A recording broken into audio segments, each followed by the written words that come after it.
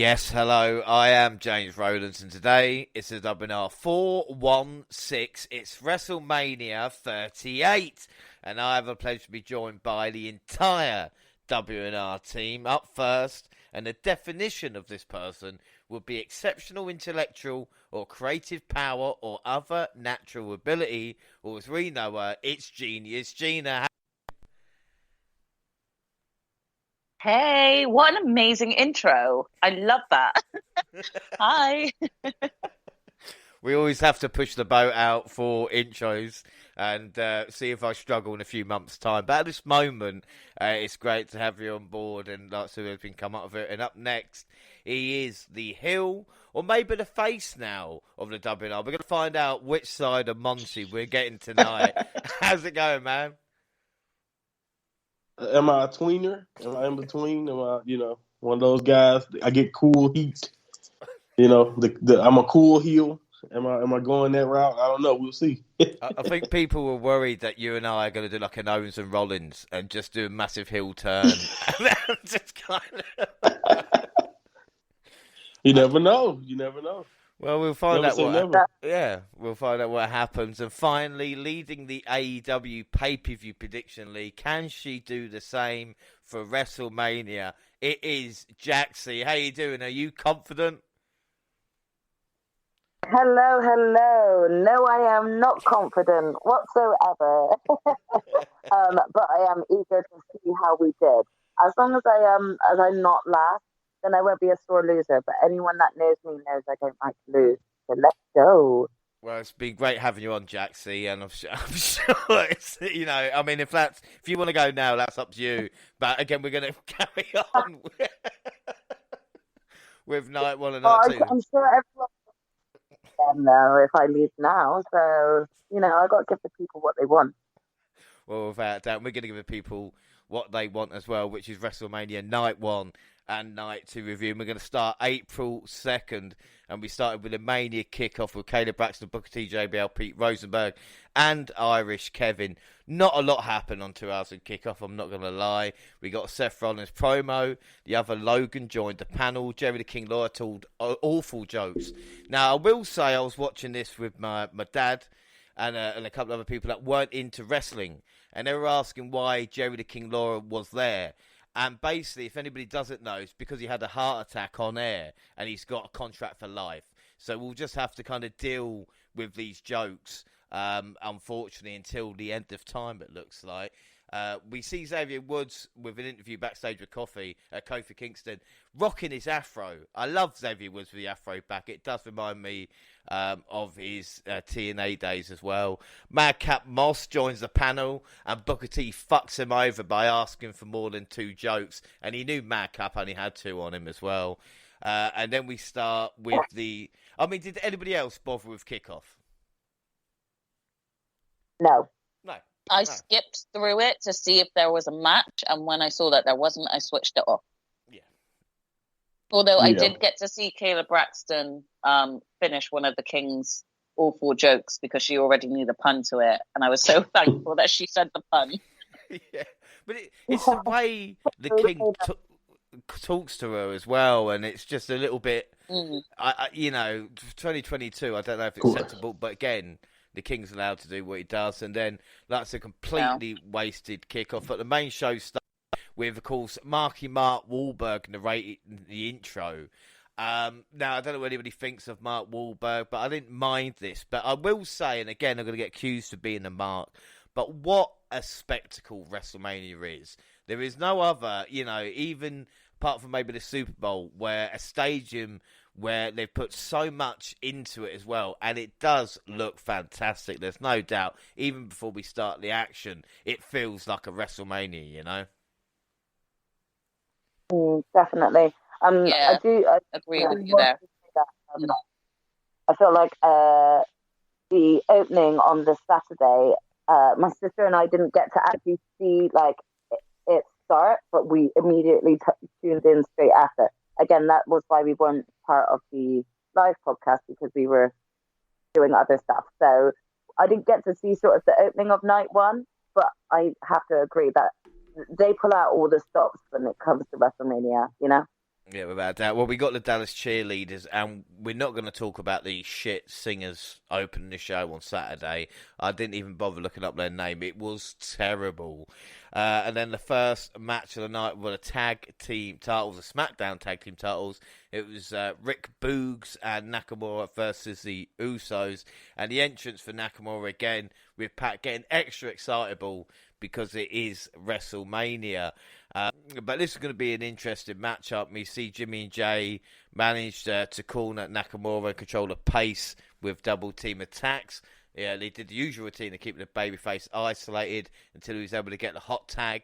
Boogs managed to come in and clean house, but he ended up hurting his knee when he tried to hold both Usos on his shoulders, so Nakamura was left to fend for himself. After hitting a few moves, Jimmy and Jay finished him off with a 1D for the win. Now, Boogs has got crazy power, and at the moment, I wasn't sure if he was selling the knee or not, but it looks like it was a legitimate knee injury. Monty, what were your thoughts on the opening match of WrestleMania and about the unfortunate injury to Boogs? Yeah, I was immediately worried, when I seen it because, like you said, at first you didn't know, you never really know, but it looked legit. And you find out later about the injury being a torn quad or something like that, and that's nasty. Like oh my God, I hope it's not as bad as what the first reports were saying. So, I wish him nothing but the best because that sucks. The thing I hate the most about it too is like you mentioned, he got massive power. That's his thing, like showing off the strength, doing the strength feats.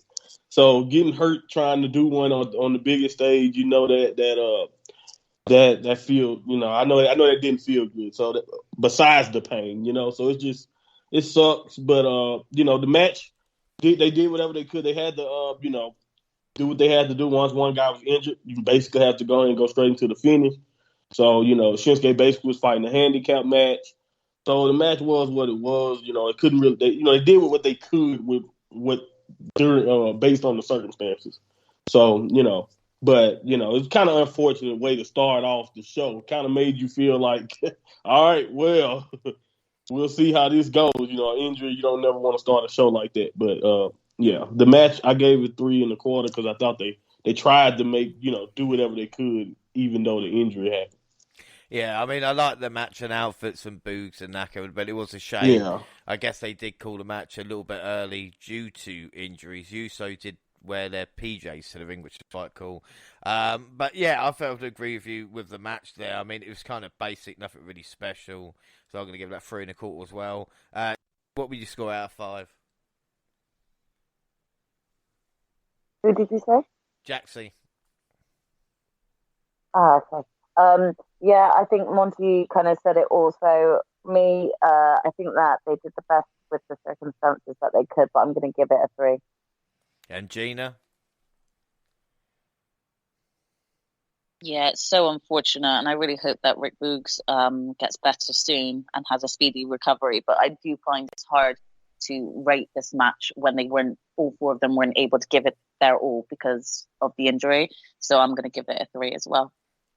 Yeah, I think that'd be fair to say. Poll-wise, we asked everybody who wins, and Usos got 75% of the vote. And predictions, well, prediction leagues. Of course, there are 3 prediction leagues here on the WNR podcast. We've got the bonus league, and at the moment, Monty, Gina, and Jaxie on 5 points. I am on 6 in the league there.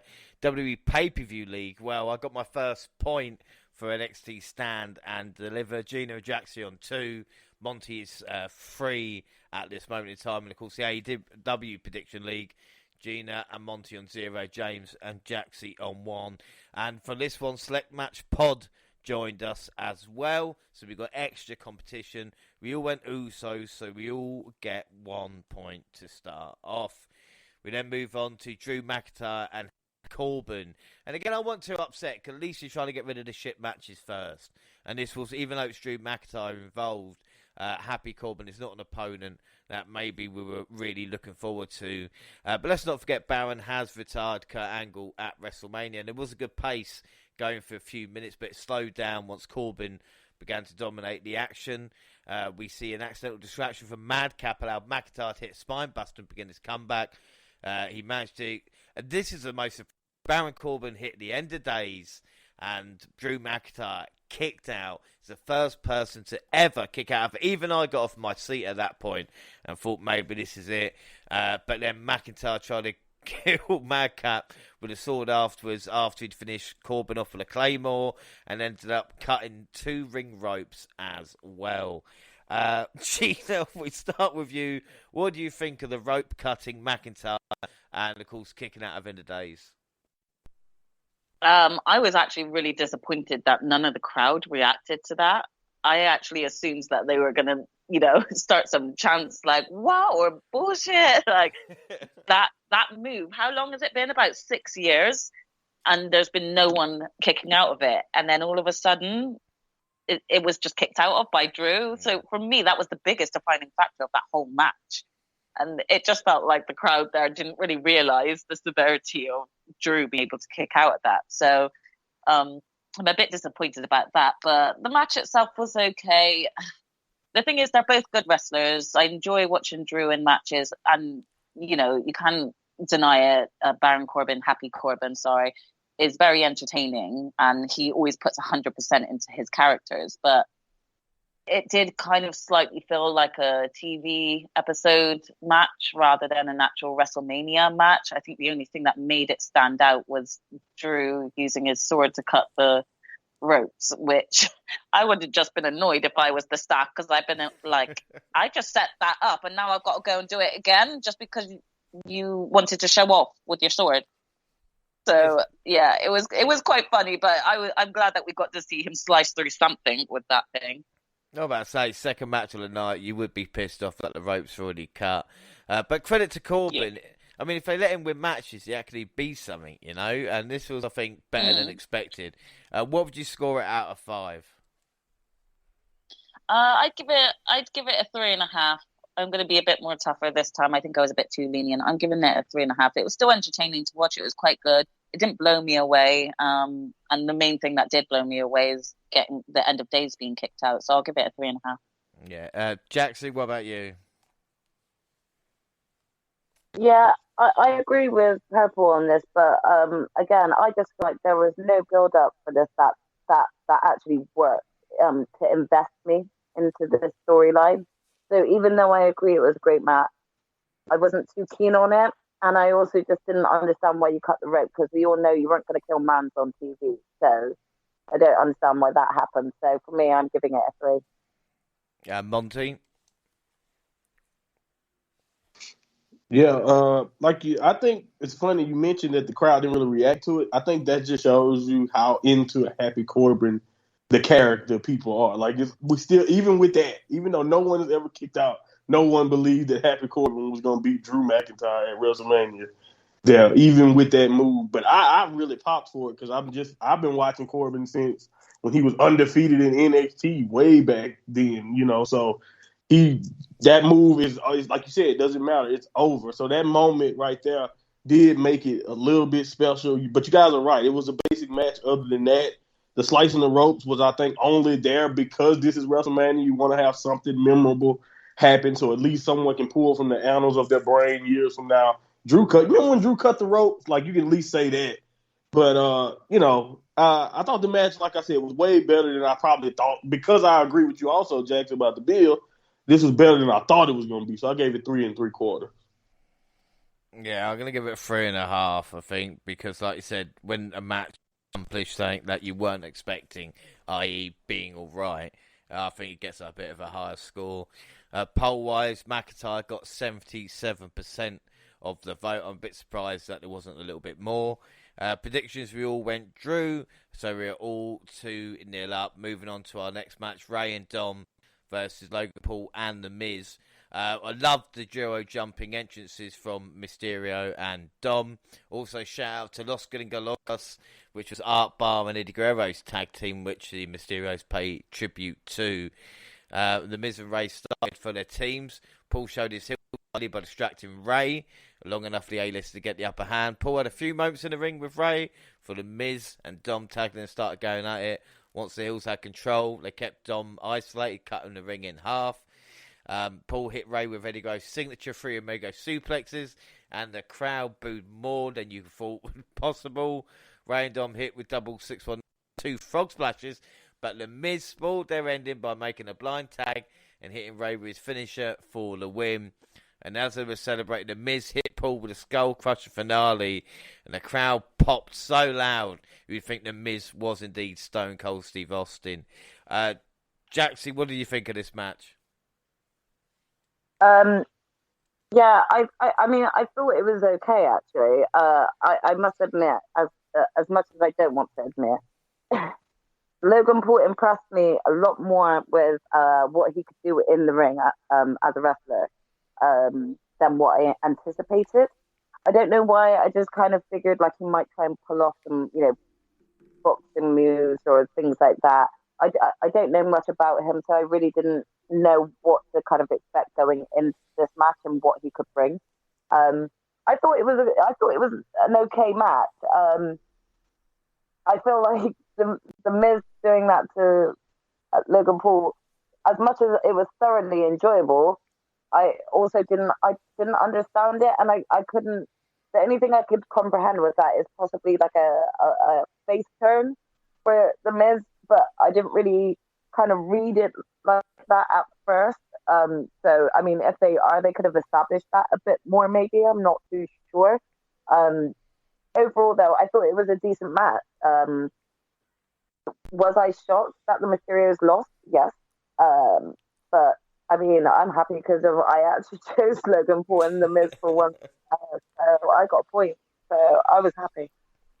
I think Dom worked the crowd well. Logan Paul's excellent as heel. This was much better than expected. So what would you score out of 5? Yeah, I'm going to give it like a 3.25. Because it was a good match.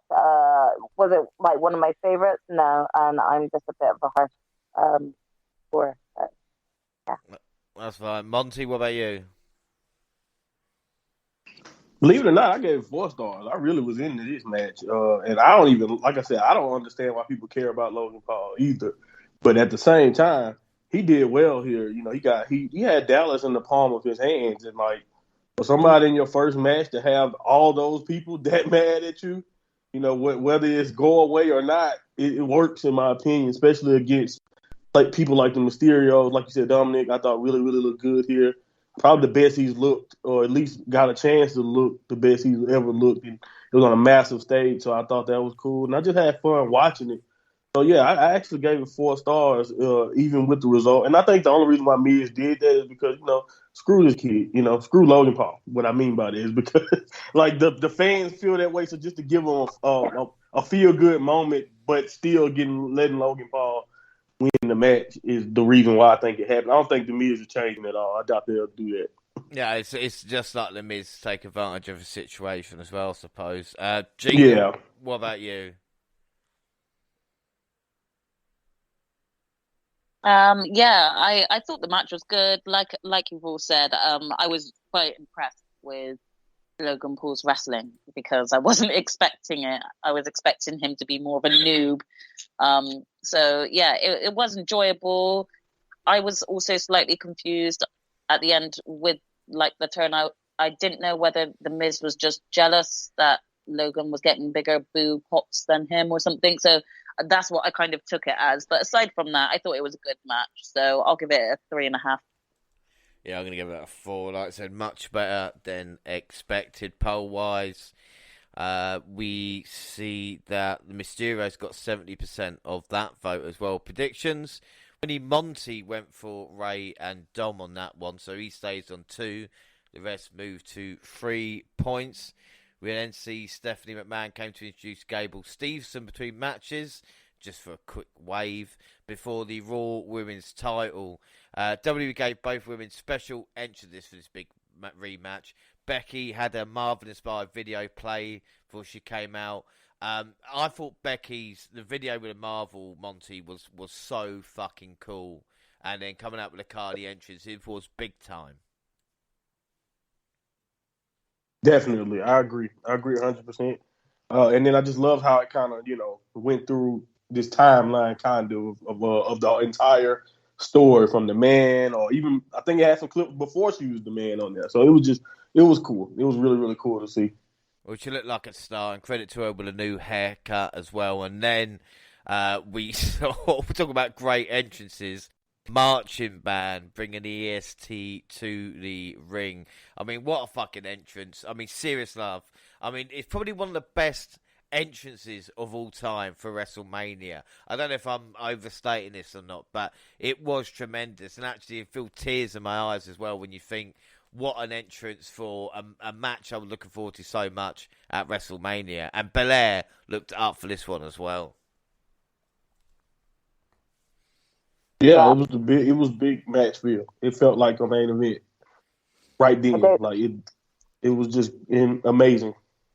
I don't know if Bianca kind of like has help like getting all those like beautiful little decorations she puts in her hair, but I just think her whole outfit, everything from what she had on in her hair, to like sort of the overall entrance, it was just amazing, an amazing spectacle. I would have loved to have seen that live. I probably would have gotten emotional and cried if I saw it live.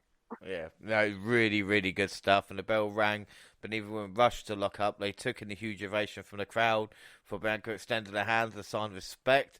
Becky slaps it away, and after a quick counter, she hit the manhandle slam for a 2.95. My heart stopped. I thought they're not going to do it again. But Bianca did manage to escape a repeat of SummerSlam. The EST used Becky's own submission against her, was able to make a tap out. She took the fight out of the ring, and big time Beck sent her to the stairs. After failing to get the win with a beautiful 450 splash, Bianca took a manhandle slam on the steps. And I honestly thought this was over at this point because Blair didn't even move until 9. But managed to get back in the ring. They kept the fight as competitive as possible right up until the end, where Bianca hit the KOD for the win. And your new Raw Women's Champion, it is Bianca Belair. Monty, what did you think of the match?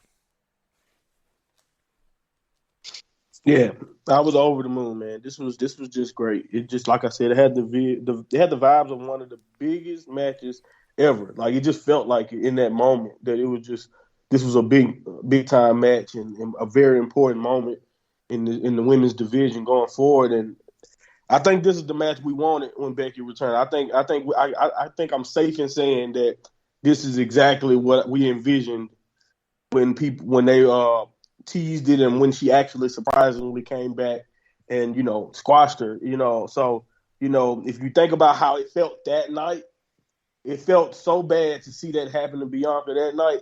The same level of the way it felt bad to watch it happen to her, it felt just as good to watch her win that title back. And it was just beautiful. I thought they pulled out all the stops.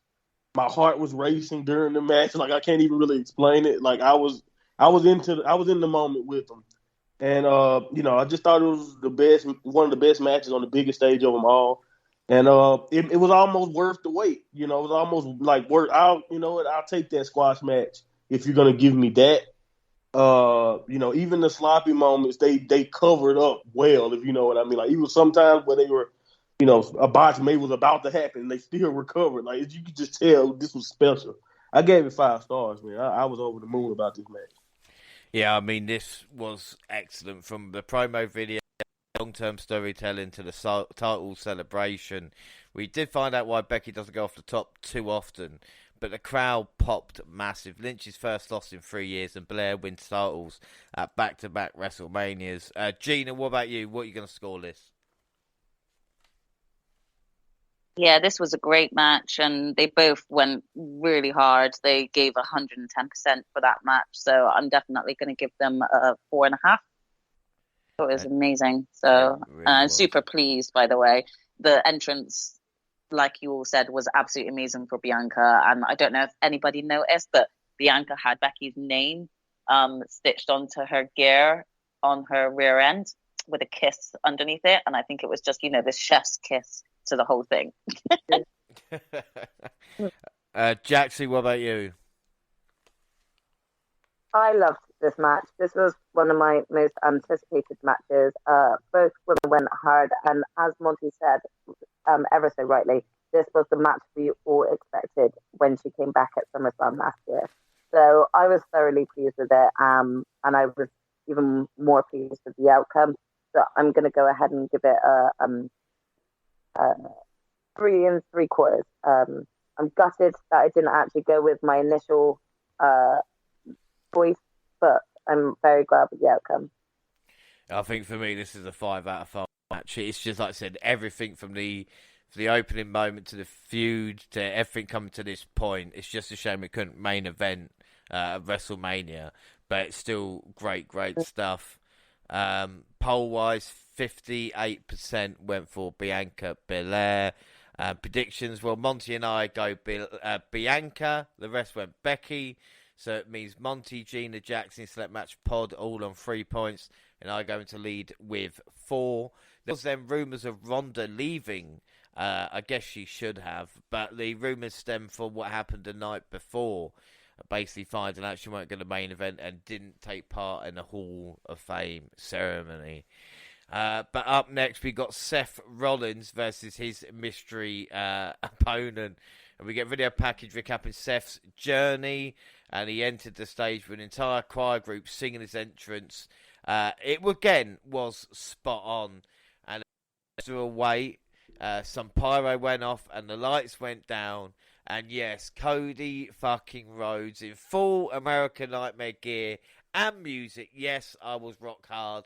Came out, WWE got it bang on. Now, Monty, I know you and I have went for Cody as a mystery, but I'll ask Jaxie, you first. How surprised you was Cody, and did you kick yourself with a prediction?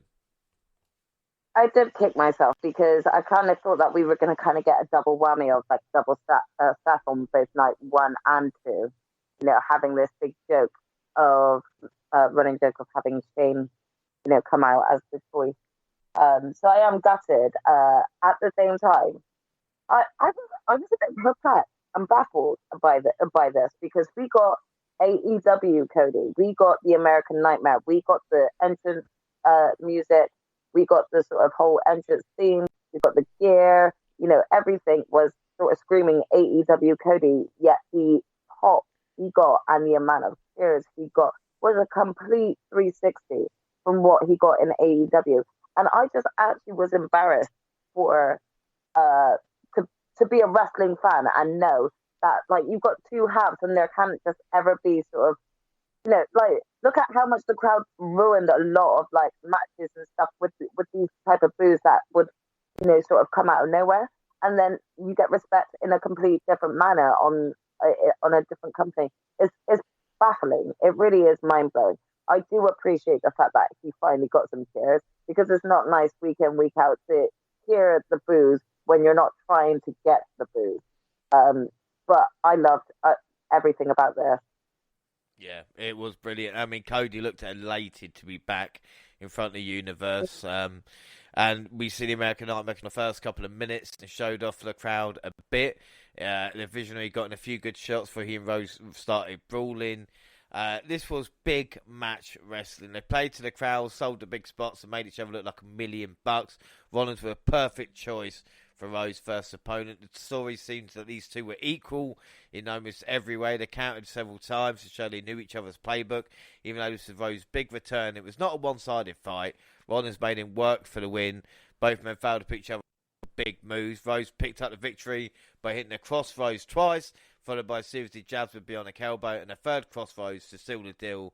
This was a fantastic return to professional, I say professional, to sports entertainment in WWE, and Seth Rollins saying welcome back to the big league, bitch, as well, was brilliant.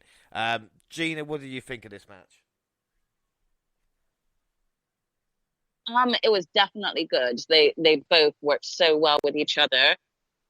I'm gonna be the one that everyone hates. So when my prediction was gonna be Cody as well, I literally just said we're gonna get someone random, maybe Shane the first night, and then we'll get Cody the second night.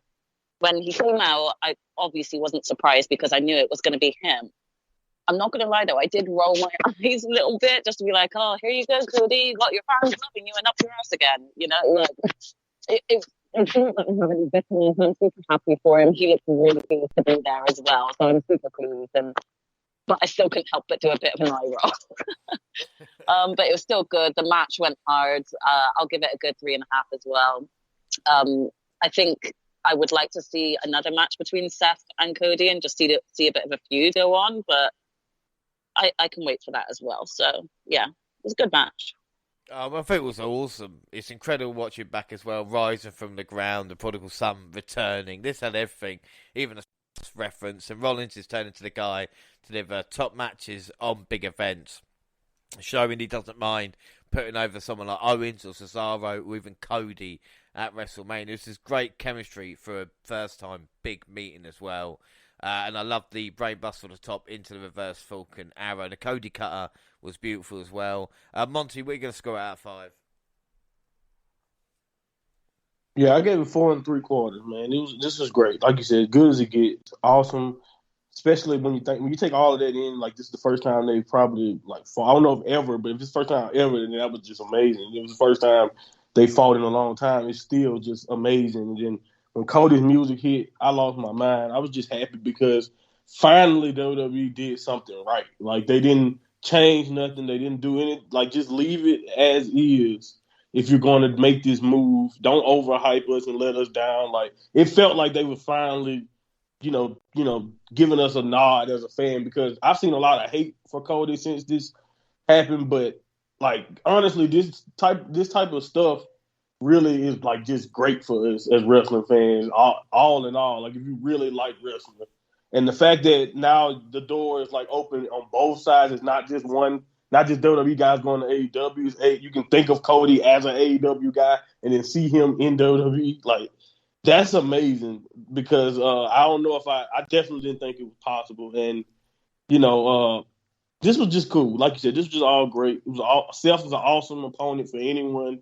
He did great with Cody. So, yeah, man, this gave me all the feels because it was just special to me. And I don't think a lot of fans, especially if you like WWE, but even if you don't, even AEW fans, I don't think they'll ever forget when Cody debuted at WrestleMania, 38 in Dallas. It's just crazy, man. Well, I can't remember a wrestler coming or making a debut in full, maybe apart from like AJ Styles coming in as AJ Styles with that whole gimmick and stuff like that. But it was incredible. Yeah, at the Royal Rumble. Yeah, to pick him up. It's literally like you've picked Cody from AEW, just dropped him in WWE. Jaxie, what about you? We're going to score it. I absolutely love this match. I have to agree with all of the points that Monty pointed out. I'm even excited at going beyond the prospect, beyond the match of Cody, and actually just thinking about the matches that we could get with potential crossovers, that has opened the door. So for me, this was a 5-star match. Yeah, I'm going to go 5 out of 5 for me as well. It's really, really great stuff there. We asked who will win at WrestleMania, and Cody rose 60% of the vote. Prediction-wise, Monty and I went Cody with a Cody win, so both of us pick up a prediction point and a bonus point as well. So the scores is I'm on 5, Monty on 4, Gina, Jaxie, Select Match Pod on 3. And then the Hall of Fame class, we see them all coming out. Of course, The Undertaker getting an entrance at Mania and the respect that he deserves. The commentary tells us Boogs has torn his quad. 77,899 in attendance. This was too long a break, though, before our next match, which was Ronda Rousey versus Charlotte. It just took too long to get there. But as soon as they locked up, it was clear it's going to be a physical exchange. So we're not trying to make anything look smooth or pretty. This is about looking like they were having a fight. The Queen focused a lot of offense on Rousey's legs to set herself for the figure 8. Ronda used a more comprehensive approach with her offense and focused on dishing out as much damage as possible. Ronda hit a finisher only for Charlotte to get a foot on the rope. And then we get the ref bump. Ronda makes Charlotte tap, but when the dust settled, Flair hit the big boot to score the win and retain her title. Now, this was a bit of a shock. Jaxie, what were your thoughts on this? Oh, man. My predictions were completely wrong on both female matches. It really, that really bothered me, definitely. By the end of night 1, I was definitely irked. That being said, however, I've got to admit, this is probably the first time I'm going to say this, but Ronda's wrestling has improved immensely. I kind of enjoyed the match that both women gave. I don't like to talk that much and give she who must not be named compliments. But I mean, this match actually went really well between the two. I kind of figured there was going to be outside shenanigans at play, dirty tactics used, especially considering the outcome of the Becky Bianca match. So I had an inkling I could lose this too, and it just turns out I was right. So I can't say that I wasn't like ultimately gutted, but overall the match was good. Yeah, I'm going to give that a 4.5 out of 5, I think, with the Charlotte and Ronda match. Oh, sorry, I didn't give my score. I'll give it a 4. I still am kind of a little bit on the back burner because of I'm a stickler for a promo, a good like sort of long promo where like I'm invested, and I didn't really feel ultimately invested in it. So going into this match, I wasn't really expecting much. It was a good match, however. Yeah, without doubt. Monty, what about you? Yeah, I agree, James. 4.5 for me. Like I thought it had its sloppy moments, but like I expect, Charlotte and Becky. I'm not Becky here, but Charlotte and Ronda weaved a very compelling contest here, and they had the crowd into it too. And you warned me, James, about Charlotte winning. I think you literally said that they could just do it. Heels do go over at WrestleMania. You brought it up, and I was just like, well, look at how that worked out. So you're something to your mania. You got something going on here. It's a voodoo. But anyway, I did not like the way they did the finish. It didn't really work for me, like, the cheating. But, it is what it is, especially at Mania for me. But I didn't mind it as much because, like I said, I thought it was fine. But I definitely noticed, and I thought I was going to be unfair to this match either way because I was immediately comparing it to Bianca and Becky, and the intensity was nowhere near the same. So that probably took a little bit to me. So, but after seeing that finish, I knew why Austin was going last. Yeah, without doubt. Gina, what about you? Yeah, I mean, it was a good match. I agree, Ronda's definitely the messy spots in the match. And if I'm truly honest, I'm all for women's wrestling, but I didn't think that this was like a main event worthy match. I thought the Bianca and Becky match would have been more of a main event worthy for WrestleMania. I still enjoyed the match, but there were like spots that could have been done a bit better or more practiced. So yeah, I don't know. I thought it was okay. I think maybe I'll give it 3 3/4. I wasn't massively sold. No, I mean, crowd got in there towards the end, and Charlotte delivers again. Poll-wise for this, Ronda got 74% of the vote. Predictions went Ronda, so 0 points all round. And of course, the KO show, that was the main event segment. We didn't do any predictions for that. So final scores for the first night. Charlotte ruined my perfect score, but I finished on 5. Monty on 4. Gina, Jaxie, and Select Match Pod on 3. Which basically means for prediction leagues, bonus points. Monty, you get a point, and I get a point for guessing Cody. So we're on 6 and 7 now. Gina and Jaxie 5. And I joined Gina and Jaxie on 2 WWE pay-per-view wins for night 1 at WrestleMania. Of course, Monty's still in the lead with 3. And then we get on to the KO show. I mean, people can say what they want about closing the night with a talk show segment. Owens came out and basically talked trash on Stone Cold before Stone Cold came out too. When I say a huge ovation, I don't put it into context really how big it was. He took his time getting there. and he sat down and actually surprised Owens wanted to have a conversation. KO said there's a reason why he's called him out, and it's actually because he wants to officially challenge him to a no-holds-barred match. And Stone Cold obviously asked the crowd, if you want Austin to compete, then give me a hell yeah. And it was a oh, hell yeah. The bell rang, and he had a stare down the middle before rights between Owens and Austin. They fought all over the arena, into the crowd, and even up the stage, with Austin taking the fight to Owens with suplexes. Austin took a suplex on the concrete as well, which is just wild when you think about it. And then back in the ring, Austin got hit with a stunner from Owens, which again is incredible. Austin managing to kick out, and then chair, and we've seen it before, and I don't mind. Owens missed the target, hit himself in the face. Austin hit him with a Stone Cold Stunner for the victory, and then afterwards Owens hit with another stunner, and then even the beer off with Byron Saxton getting it as well. This was fantastic. Monty, what did you think of the KO show, Austin versus Owens? I said on my podcast that we all would win, and I told you, I said no matter what happens, we always going to win from this segment, and they went over and beyond even what I thought was going to happen. This was just an absolute treat, man. Like you said, from that pop, no one gets a pop like Austin. The promo was fun, even, and then the pop for the fact that he was challenging Austin to a match, like it was just perfect. And then, like you said, we got Austin taking suplexes in 2022. No one can tell me they thought that was going to happen. He took a stunner from Kevin Owens. Like, this wasn't even a squash. It wasn't just a beat down or just a stunner and walk off. This was like they actually went back and forth against each other for a while here. And I just immediately thought, like, two things.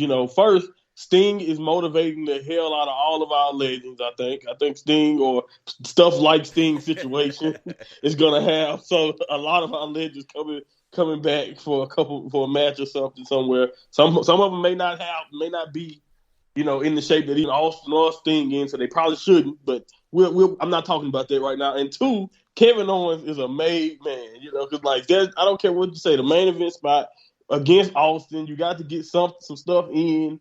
And I don't know. I just love it. I thought this made Kevin look great still, while at the same time giving all us fans who love Stone Cold Steve Austin another chance to just watch him raise hell. So that was fun. This is great. I don't know. This is not a match, but I gave it 5 stars. Yeah, I mean, this is much more than I ever was expecting. We've seen Stone Cold before, with Carlito or Rowdy Roddy Piper, hitting a few stunners or whatever. But this was a full-blown match, and I don't know if we even mentioned, but Kevin Owens deserved. I mean, in England, you'd be knighted for a performance like that, selling like Mr. Perfect. Yes. And people go, why? And this is the funny thing, because even CM Punk mentioned it on Twitter about. There was a comment about Owens would never main event at WrestleMania or any WWE pay-per-view wearing a T-shirt the way he does. And a lot of that was attributed to what CM Punk said to him. And you think Owens has just main evented the WrestleMania against a man CM Punk wants to face more than anybody else as well. This is a dream come true for Kevin Owens. And a big fuck you to anybody who said, oh, you should join AEW. Look what he's just done. And this will be remembered for years and years to come. And Austin in himself, we don't even talk, the right hands for Stone Cold are still spot on. He needs to do a class. But then again, I might be overreacting. Jaxie, what about you? What do you think of this? I think you both said it all, really. This was just amazing. It was feel good. And I think Monty kind of touched on this, but I genuinely do think that thing has left an impression on some of the legends, and the legends are kind of wanting to get that one last run in sort of thing. But this was just brilliant on both ends, from both Stone Cold, from the reception he got, to just the amount that he was doing. To be honest, at the start of the match, I honestly was a little bit terrified going into it as to how he's going to be, how his knees are going to be. We all know how bad his knees are. And then he's taking superplexes on the outside. I was like, okay, Mansour's fine. This was just great. I would give this 5-star too. Yeah, I think it's 5 out of 5. Gina? Yeah, I felt like that little kid back in the Attitude Era. Just every time Stone Cold's music hit, I would jump up and down. I'd want to get a can of Coke and just smash it about so that I'm copying Stone Cold. It just sent me back to all of those times, giving me nostalgia feeling. But I'm also super pleased for Kevin. It was such a good match, and this is why it was made the main event, because you couldn't have ended it on a better pop than that. So definitely a 5 from me as well. Yeah, fantastic stuff. Yeah, 5 all round there. Even the ref had a bit at the end. And overall thoughts, I mean, what a fucking night. Yes, the first 2 matches weren't great, but everything after was Mania worthy. WWE nailed the entrances. The only issue was the long video packages, which, if you cut, would free up space even for the tag team match. The Stone Cold moment was like a dream, and there was 2 match of the year candidates. So we'll go around and we'll start with Monty. Who was your MVP of night 1? Oh man, this was tough, but I really, didn't know who else to give it to other than Cody, because I just felt like it was just a game-changing situation, and doing this is not easy, not only in his shoes, but just for everything to go right. Are they gonna play Kingdom, his old AEW entrance music? Are they gonna actually buy into my vision? And the fact that everything went as planned and the match worked out well also, yeah, I just don't, I got to give it to him. Yeah. Jaxie, what about you for MVP of the night? I'm gonna have to go ahead and like the first person that I thought of after night 1 finished was Kevin Owens. I thought he did absolutely amazing throughout the whole of the KO show and the match itself. So I'm gonna go with KO. And Gina?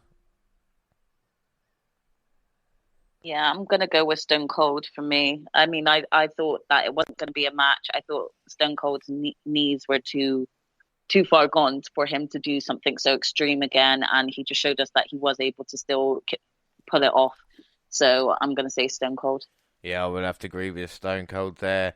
Match of the night for me is the women's match, even though the Cody Rollins match came close. Monty, what about you? You going to go women's? Yes, Becky and Bianca all day. Jaxie? Yep, same here, Becky and Bianca. And Gina? Yeah, I'm going to go with double B's, Becky and Bianca. And then rating out of 10. Monty, what was your rating for the first night? My first night rating, I gave it a 9. I had to penalize it because, if those first two matches, maybe even I'll take the Corbin match. Maybe if that first match goes just as planned, this could have been, damn near perfect. So, but I had to give it 9. Jaxie? Yeah, see, I'm going to kind of agree with Monty, but I'm going to actually give it an 8 for the simple fact that, like, if we didn't have all of those promos, we might have still been able to have gotten the New Day match that was supposed to originally be on night 1. So for me, I'm going to give that in itself a down. So that will be, take it to 8. And Gina? Yeah, I gave night 1 an 8. Some great matches. I was really gutted about Rick Boogs, and I definitely think that match could have been one of my top favorite matches as well had he not got injured. So I will give it an 8, but it was still a great night. I'm going to give it a 9.5 because this night 1 of Mania was awesome. Like I said, forget about the first 2 matches. The rest of it was just top stuff. Like I said, match of the year candidates at WrestleMania doesn't normally happen. The Austin Owens end of the show, which was spectacular, and obviously the Cody surprise. It had everything you want for WrestleMania, even the celebrity involvement with the Logan Paul, with the Mysterios as well. So I've got to say 9.5. There's not been a better night of Mania in a very, very long time. But we did ask everybody else how they rated Mania night 1. Okay was 13%, good was 17%, great was 31%, and awesome got 37%. And that is for a W pay-per-view, so you know that is good scores. So night 1 basically smashed it out of the park. The question is, could night 2 do anything to kind of beat it? Well, we'll get straight onto it now. April 3rd, night 2 kickoff. And again, Kayla Booker, Pete, Jerry and Kevin. Paul Heyman cut a great promo. Mela and Vega had a few words.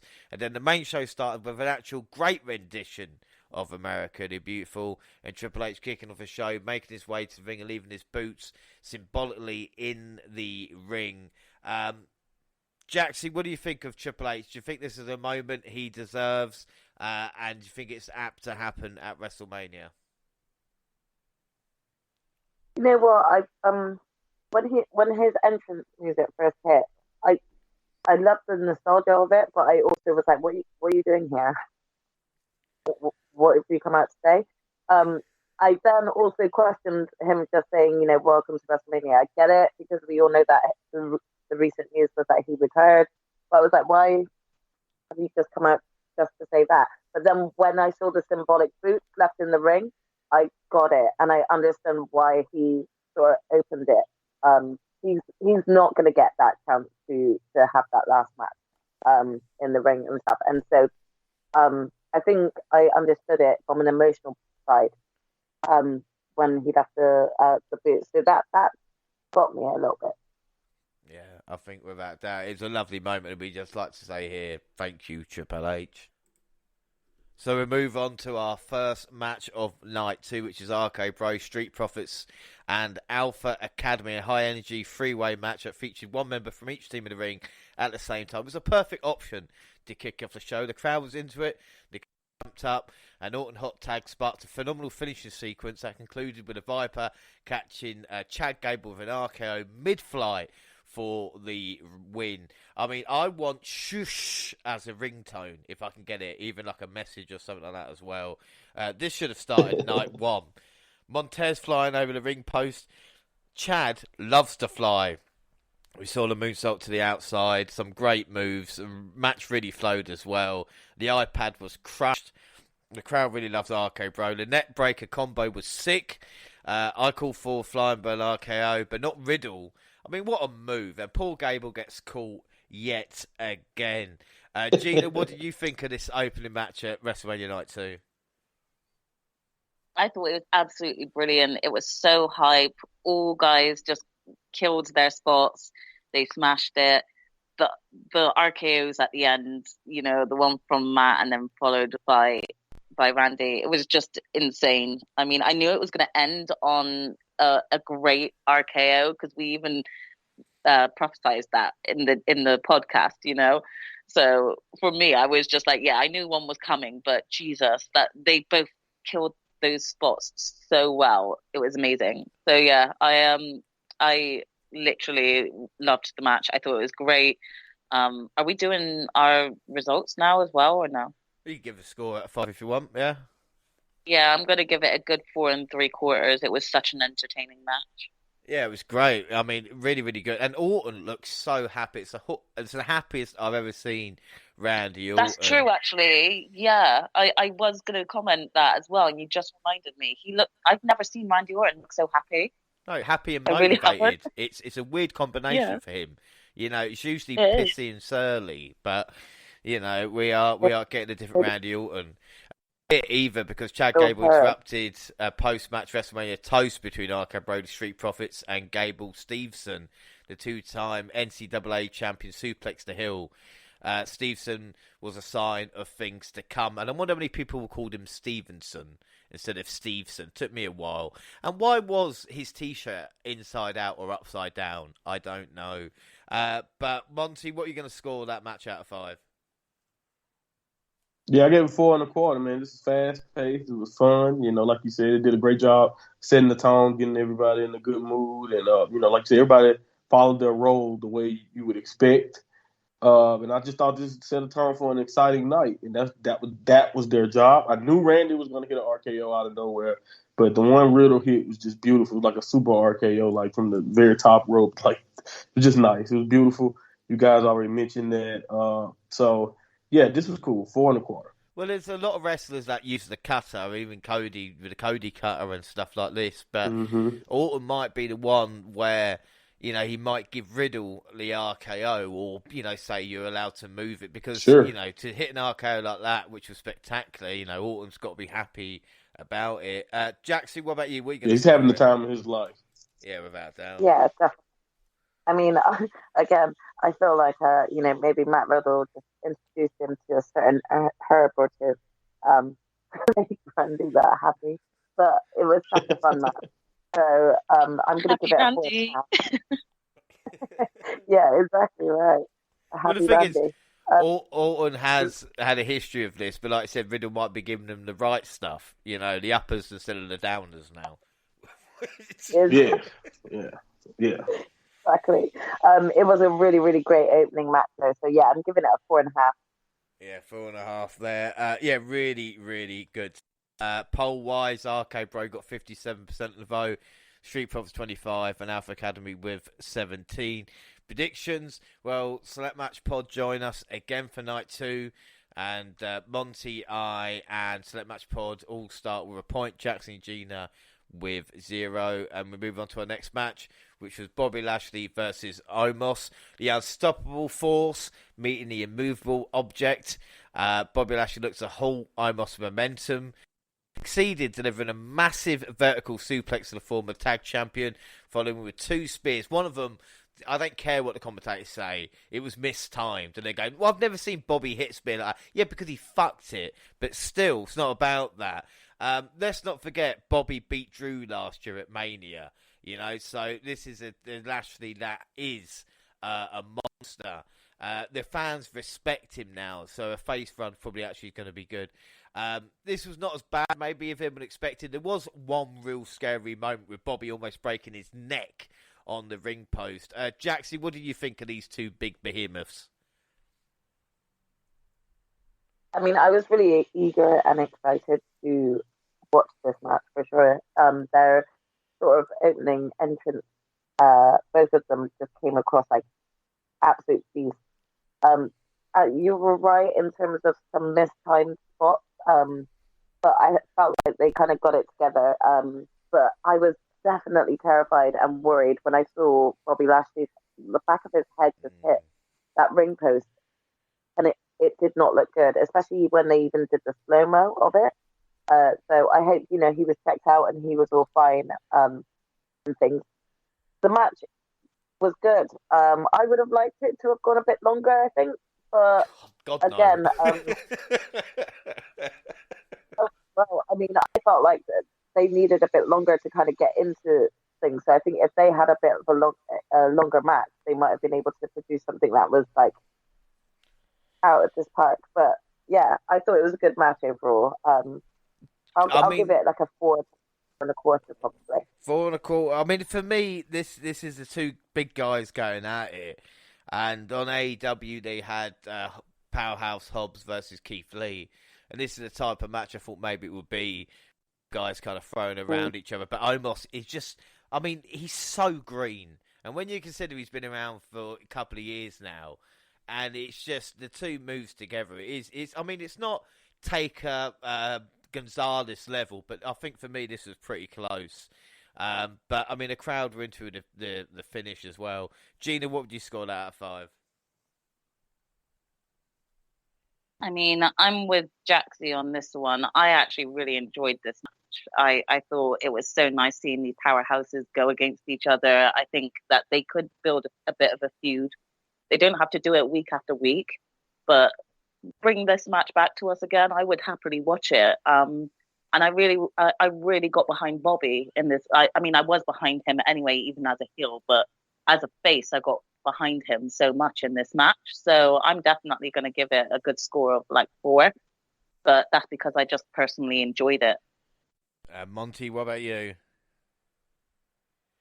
Yeah, I gave it 3 3/4. You know, I thought it was solid overall. You know, you can tell Omos he has room to improve. I think we definitely can say like that's not a secret in my opinion. And like, so I it's like, what were your expectations going into this? Is what I'm trying to say. So like, I expected a typical big man versus big man WWE style contest, and that's exactly what I got here.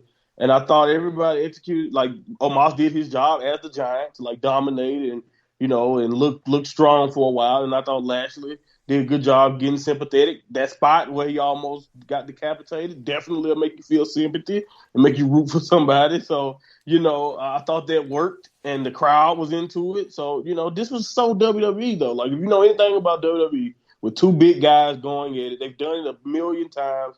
And it's simple, but I do think this was effective, and I'm glad that Bobby is it seems like they're going full-fledged into this face role. You're 100% right. He has the respect of the crowd, and I will explain later why I just think it's all perfectly timed for him to be a babyface. But here we go.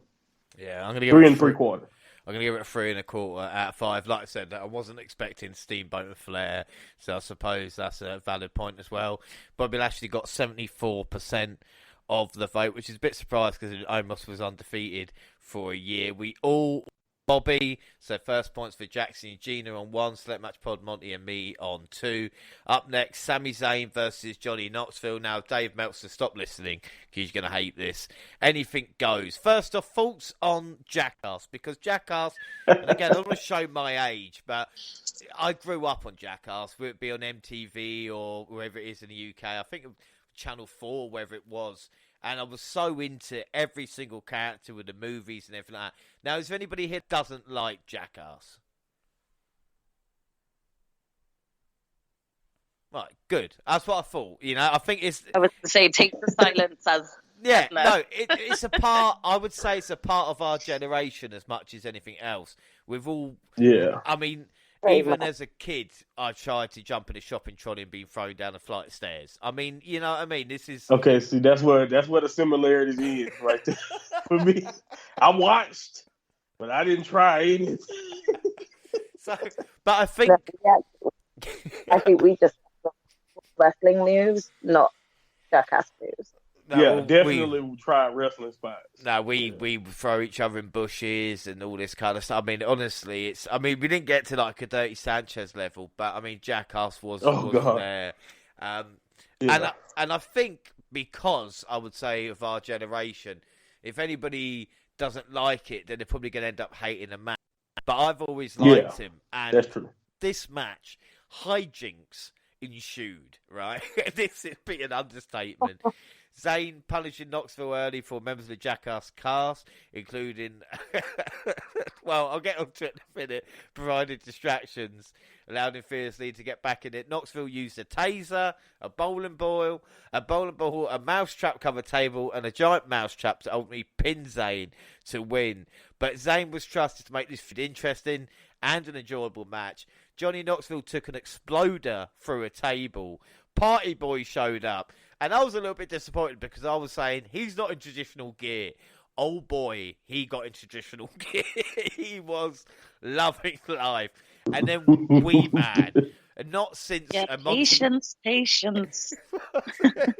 Monty, not since WrestleMania 3 have a slam been heard around the world as loud as when Wee Man picked up Sami Zayn and slapped. What a huge pop for Wee Man as well. Even I popped under there. The spinning DDT by Johnny Knoxville.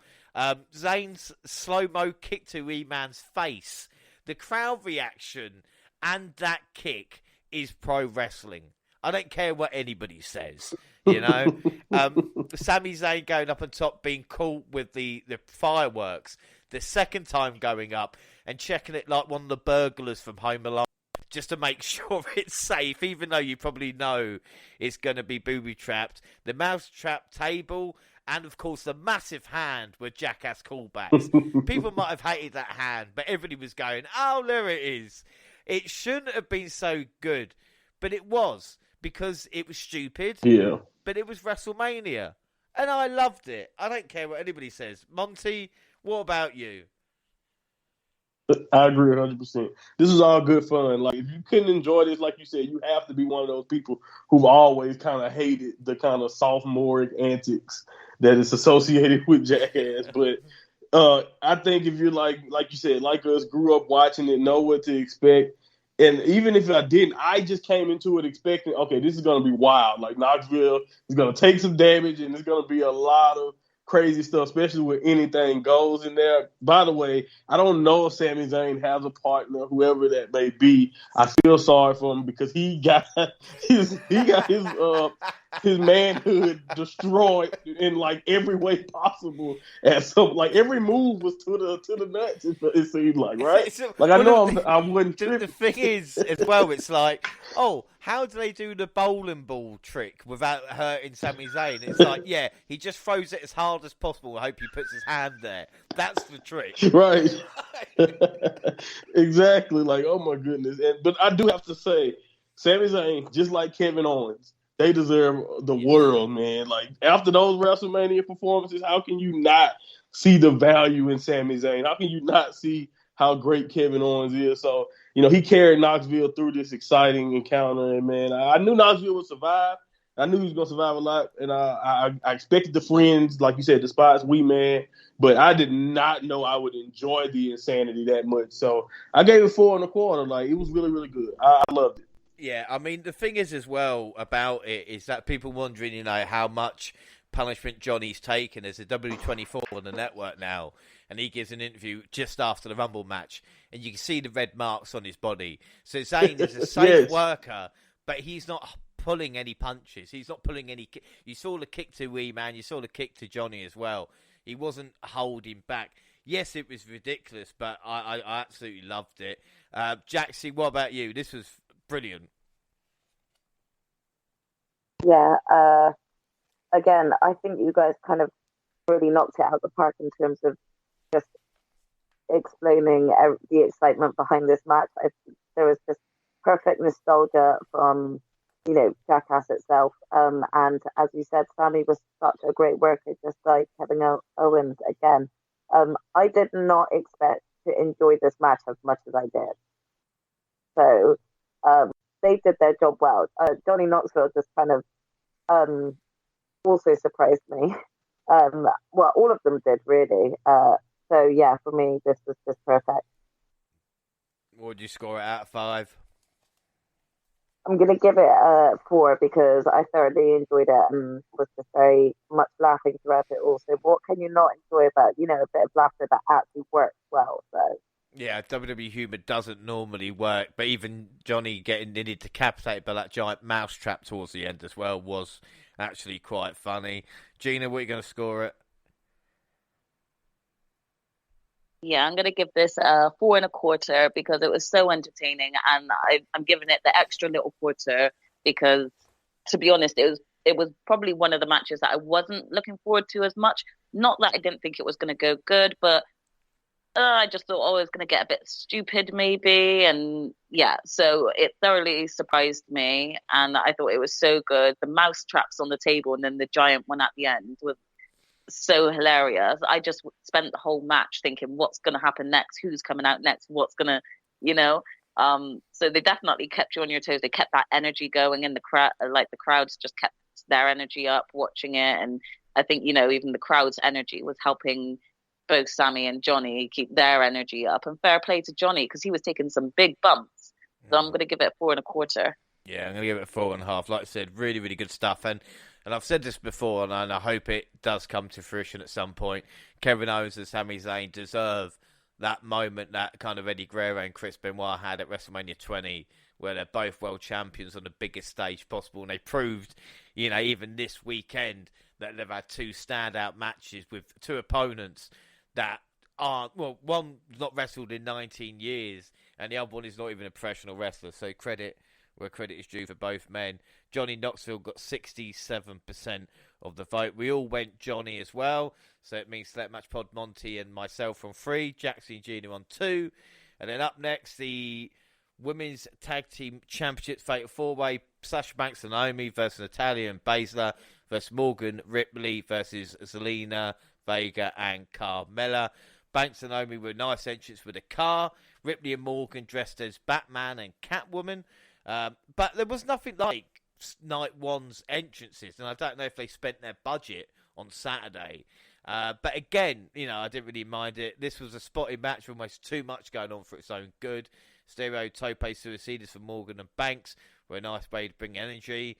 Banks and Naomi used tandem offense to score the pinfall on Carmella and the titles. Your new WWE Women's Tag Team Champions, Sasha Banks and Naomi, all worked their socks off. Graves was fun on commentary. There was a great Tower of Doom spot as well. And I tell you what, Corey Graves reminded me of a little bit was Bobby Heenan on commentary when he's kind of so into Ric Flair, you know, and he's saying it's not fair to Flair. And speaking of Bobby Heenan, I would have loved the Iron Sheik coming down to the ring to make his WrestleMania 17 joke right. Because he said Sheik would come down by the time WrestleMania 38.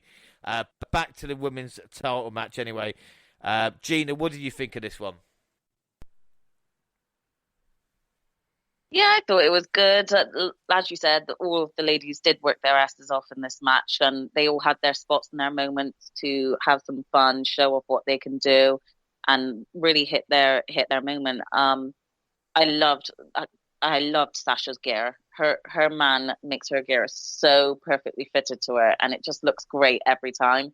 But Liv and Rhea coming out as Batman and Catwoman, that was also great. As a fellow cosplayer, I always love seeing the outfits and the detail and the thought that they all put into it. So, yeah, I thought they were all doing great. I absolutely wet myself when I think there was 3 of them. I think it was Carmella, Zelina, and I can't remember who the other one was, but the 3 of them went to go into the ring to hit Shayna, and Shayna just looked up, and they all just backed the fuck off. That was hilarious. It kind of reminded me of me and my sisters when we're playing up, and my dad walks in the room, and we just stopped still. It was brilliant. But yeah, I thought it was okay. I knew who the winners were going to be. So yeah, I really did enjoy it. I'm going to give it 3 3/4. Yeah, I'm going to give it a 3.95. I want to see Banks v Ripley one-on-one as well, actually, because I think these two, it's not a combination that I've seen a lot of. Monty, what about you? Winning score out of 5? Yeah, they did have a good spot, didn't they, in there at one point, yes. Rhea and Sasha, and I thought, oh, is this going to brew something? So, yeah, hopefully we get that at some point. No, hopefully, like I said, it's built up to it, and again, it's not a combination that we're sick and tired of yet. Monty, what are you going to score out of 5? Yeah, I'm giving it 4 stars. You know, like I said, I thought it was good also. You know, the right team won. I think we all can agree. And I was happy, you know, that this moment happened for Sasha. You know, I mentioned this is the first victory for Sasha at Mania, you know, overdue. Naomi, by the way, has won everything in her career. Like, every accomplishment has come at WrestleMania. That's kind of cool. Like, she's won her 2. Well, besides, the first championship reign, she didn't win it. But the second one, she won it back at WrestleMania. And then she won the Battle Royal. And now she is here becoming the tag champion here. So I thought that was kind of cool. And, you know, it wasn't really the most dramatic match. I think only like when Rhea hit the Riptide, I thought maybe the match was at risk. But, you know, other than that, this was solid. You know, I gave it 4 stars. And Jaxie, what are you going to score it? Yeah, I agree with kind of points that both Monty and Purple brought up. I'm just going to straight up agree with Monty's score and give it a 4. I thought all of the women worked really well, you know, showcasing and giving it their all. I would have loved to have more build to this, have more depth to each of these tag teams instead of constantly splitting them up and then putting them together. I think that's probably the only drawback at the moment, because of right now you can't deny that all of these women at WrestleMania are going hard.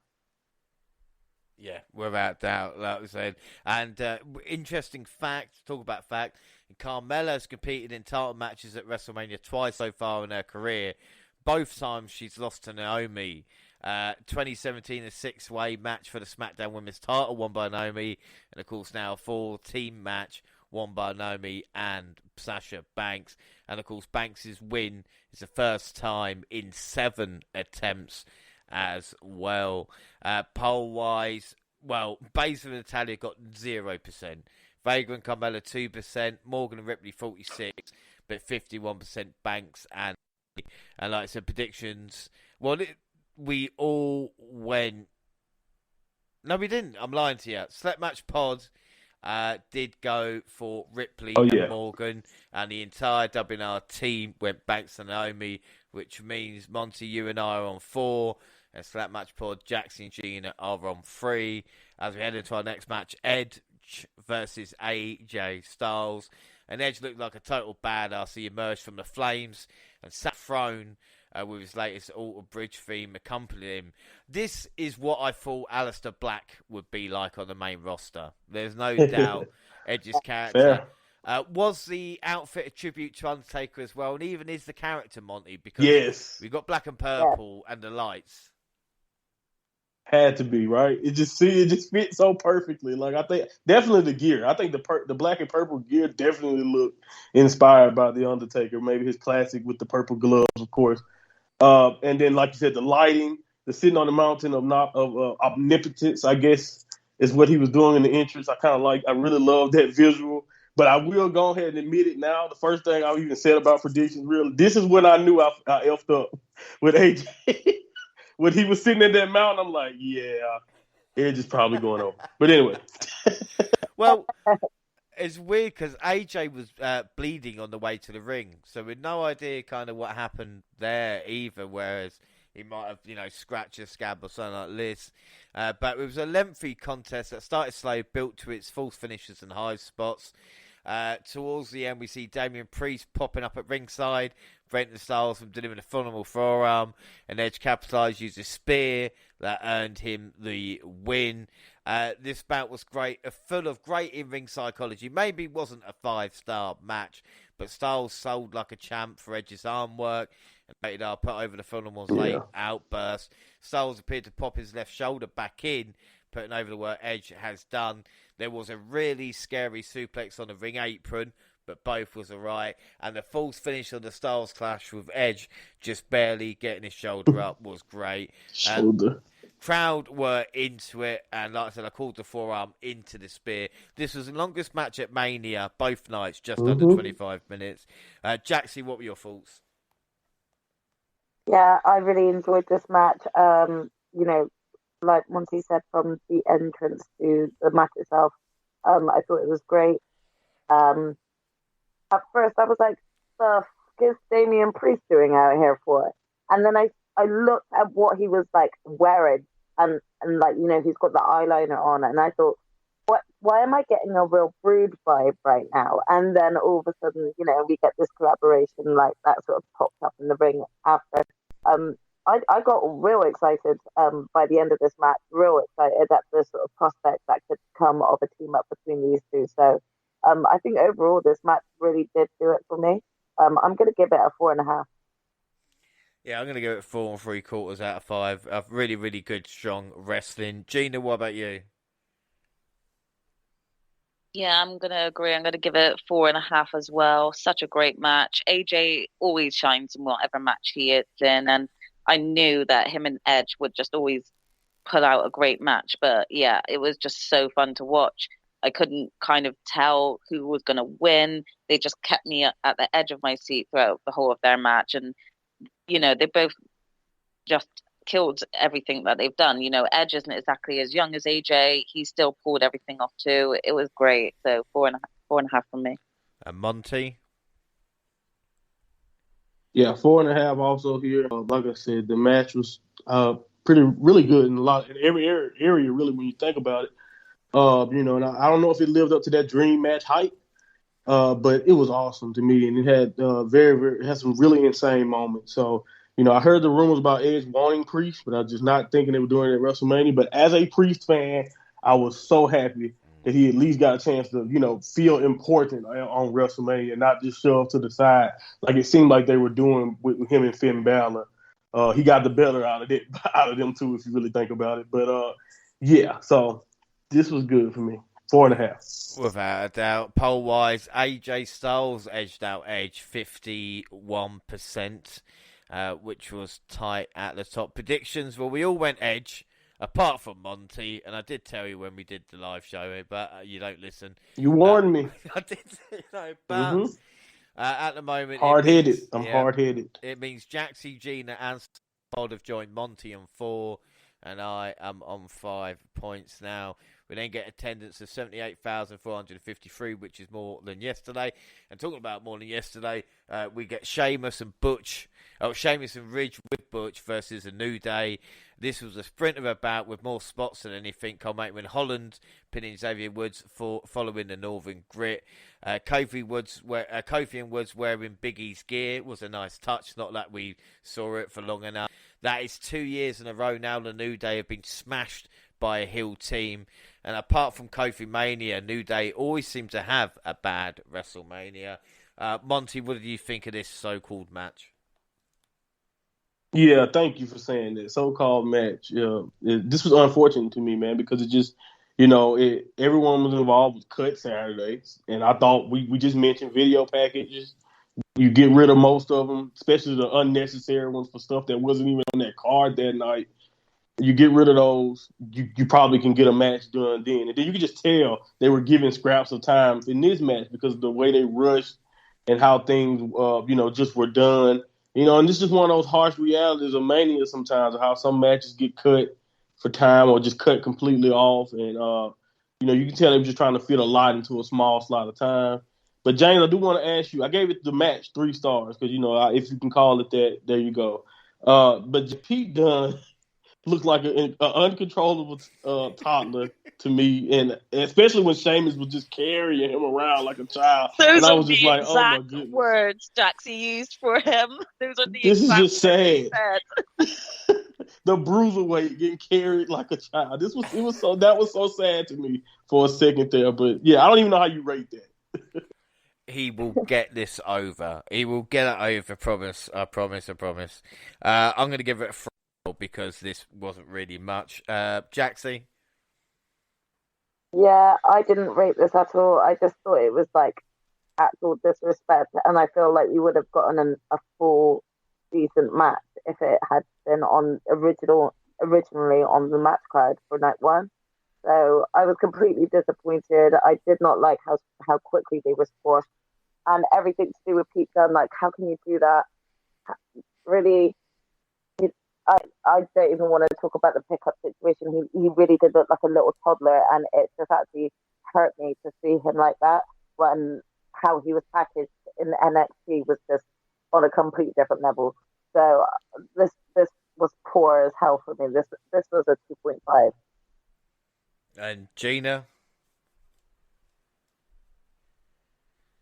Yeah, I feel the same as you guys. Really disappointed with how long they got. They got next to nothing to try and make this match enjoyable for any fan of any of the wrestlers involved.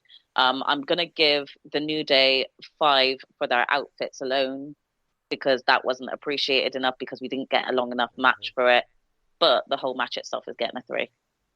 Yeah, it's weird not seeing Woods and Kofi with knee pads. Just like that, any biggie. New Day got 76% of the vote there. We all went for the hills, apart from Jaxie.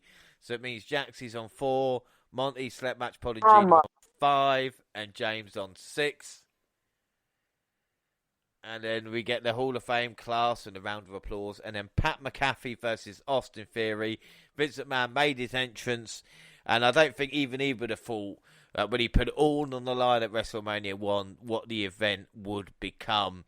Vince called Austin Theory a future world champion like he did with Drew. So, hey, let's hope in 9 years' time that comes true after Austin's release. I really... Hopefully it don't take that long. You going to leave the company? You going to go to AEW and come back? That's all you need to do. Just completely rebuild your career elsewhere and come back as a star. This feud has been one of the best built, even though I'm not emotionally invested. I did love Pat's entrance with cheerleaders and balls. Of course, the 7 Nation Army, but they missed a trick. Not Pat McAfee. But again, that's another day. Michael Cole in this one, standing up, doing his commentary like his mate. And he loves his mate. It was like JR and Stone Cold, with Michael Cole calling everything on the line. And it was raw athleticism from McAfee and solid heel work from Theory combined to actually make a proper wrestling match, weirdly enough. Theory's ego proved pretty low. He tried for an A-Town down, only for McAfee to roll him up and grab a handful of tights for the win. He even joined the commentary table a la Rock during this match as well. The crowd loved him. Pat landed on his feet from the top and then springing up to superplex Austin Theory was probably the move of the match. Yes. Perfect. I really like Pat selling, and Austin was being a proper heel, and of course Cole on commentary, and it's assisting. Pat and Cole were the only commentary team to have won and be undefeated at WrestleMania at this precise moment. Biggest moment for both of them. We'll go for Gina. What did you think of this match, Pat McAfee, Austin Theory? Again, this is one that thoroughly surprised me with how much I enjoyed it. I actually agree with you guys. I enjoyed Michael Cole's commentary. He was really backing his mate. It was actually really feel good. I did see Pat when he did his stuff with Adam Cole in the NXT. I didn't really know who he was before, so I kind of was just like, nah, he's okay, that sort of thing. So seeing him in this match, he did impress me. When he jumped up to that top rope, I know that Austin helped him because he kind of like grabbed onto him. He grabbed on, he's like, come here, I got you. Yeah, he's like, don't worry, you're not falling, I got you. I just think that they worked well together. You could tell that they both kind of worked to make this match entertaining and bring what they both could to keep the fans awake and keep them going at this time into WrestleMania, I did really enjoy it. The aftermath, I would like to have something separate to say, so I'm not even going to say it right now. We'll do the rating of the match. Yeah.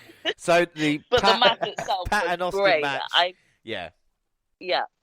I literally thought it was worth at least a 4.5 as well. Yes. Again, I was really surprised by how much I enjoyed it because I didn't expect myself to enjoy it so much. So that's why I'm giving it a 4.5.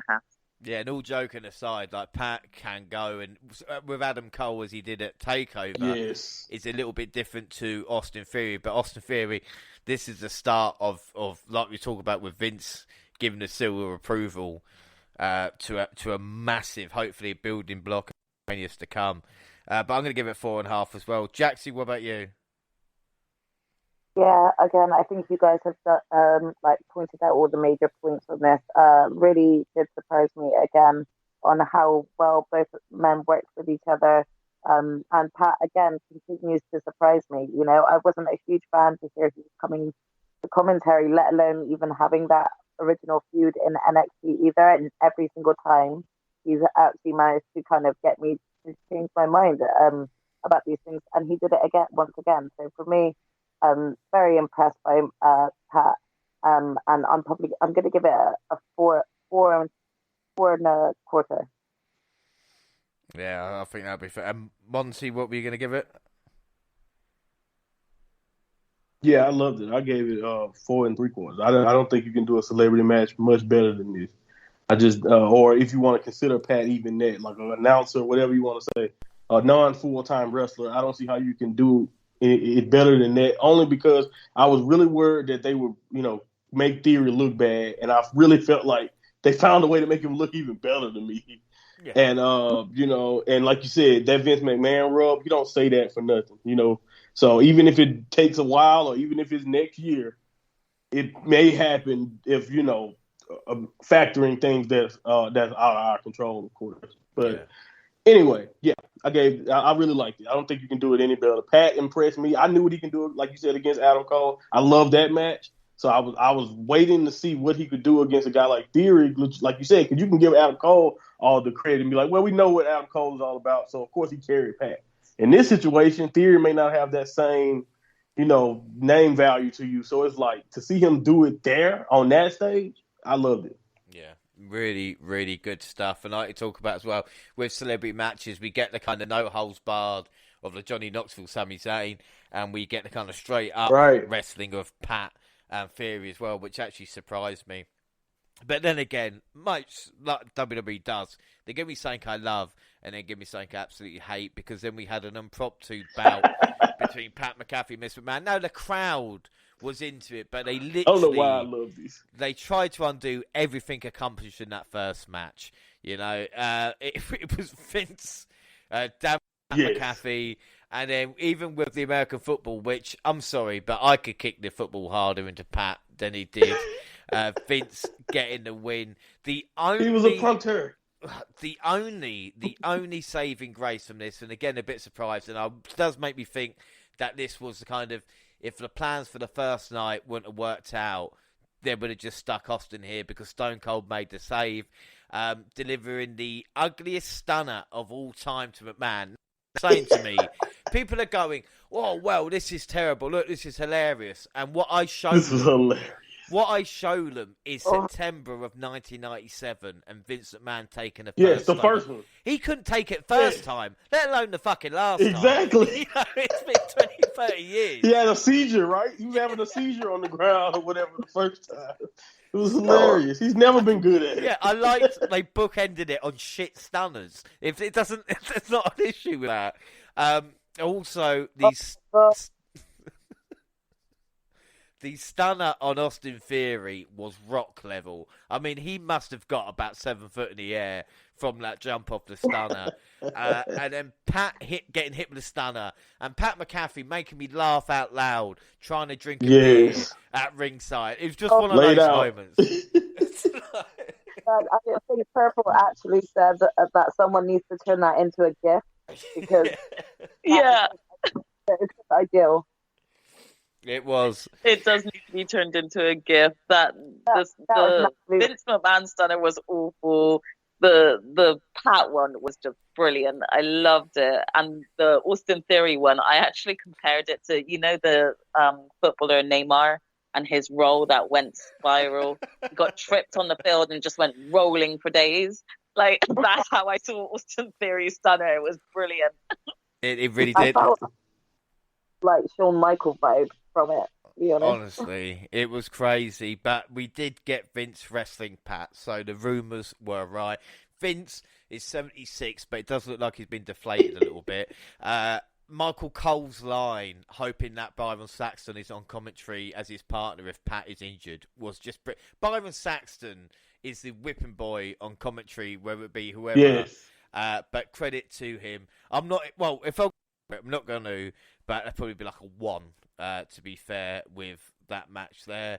But the Pat and Austin match, we asked everybody, and Pat McAfee got 74% of the vote. Prediction-wise, Jaxie, Select Match Pod, and Monty went for Austin Theory. Gina, you and I went for Pat, which means at this moment in time, Jaxie is on 4 points. Victory. Monty, Select Match Pod are on 5. Gina is on 6. And I am 7 out of 7 heading in to the biggest WrestleMania match of all time. Building up since SummerSlam. James, I just think that you can go and hide and we'll finish the rest of the podcast, yeah? I did say, didn't I? I did warn everybody. I didn't. We'll talk about predictions, but I cannot believe how good Night 2 was as well. But it was the WWE and Universal titles on the line. Reigns and Brock delivered the heavy-hitting battle you would hope for, but it was the suddenness of the finish, preceded by an ugly spear shot. And I don't care if they try and reference Bobby from earlier. He fucked the spear. Reigns fucked the spear as well.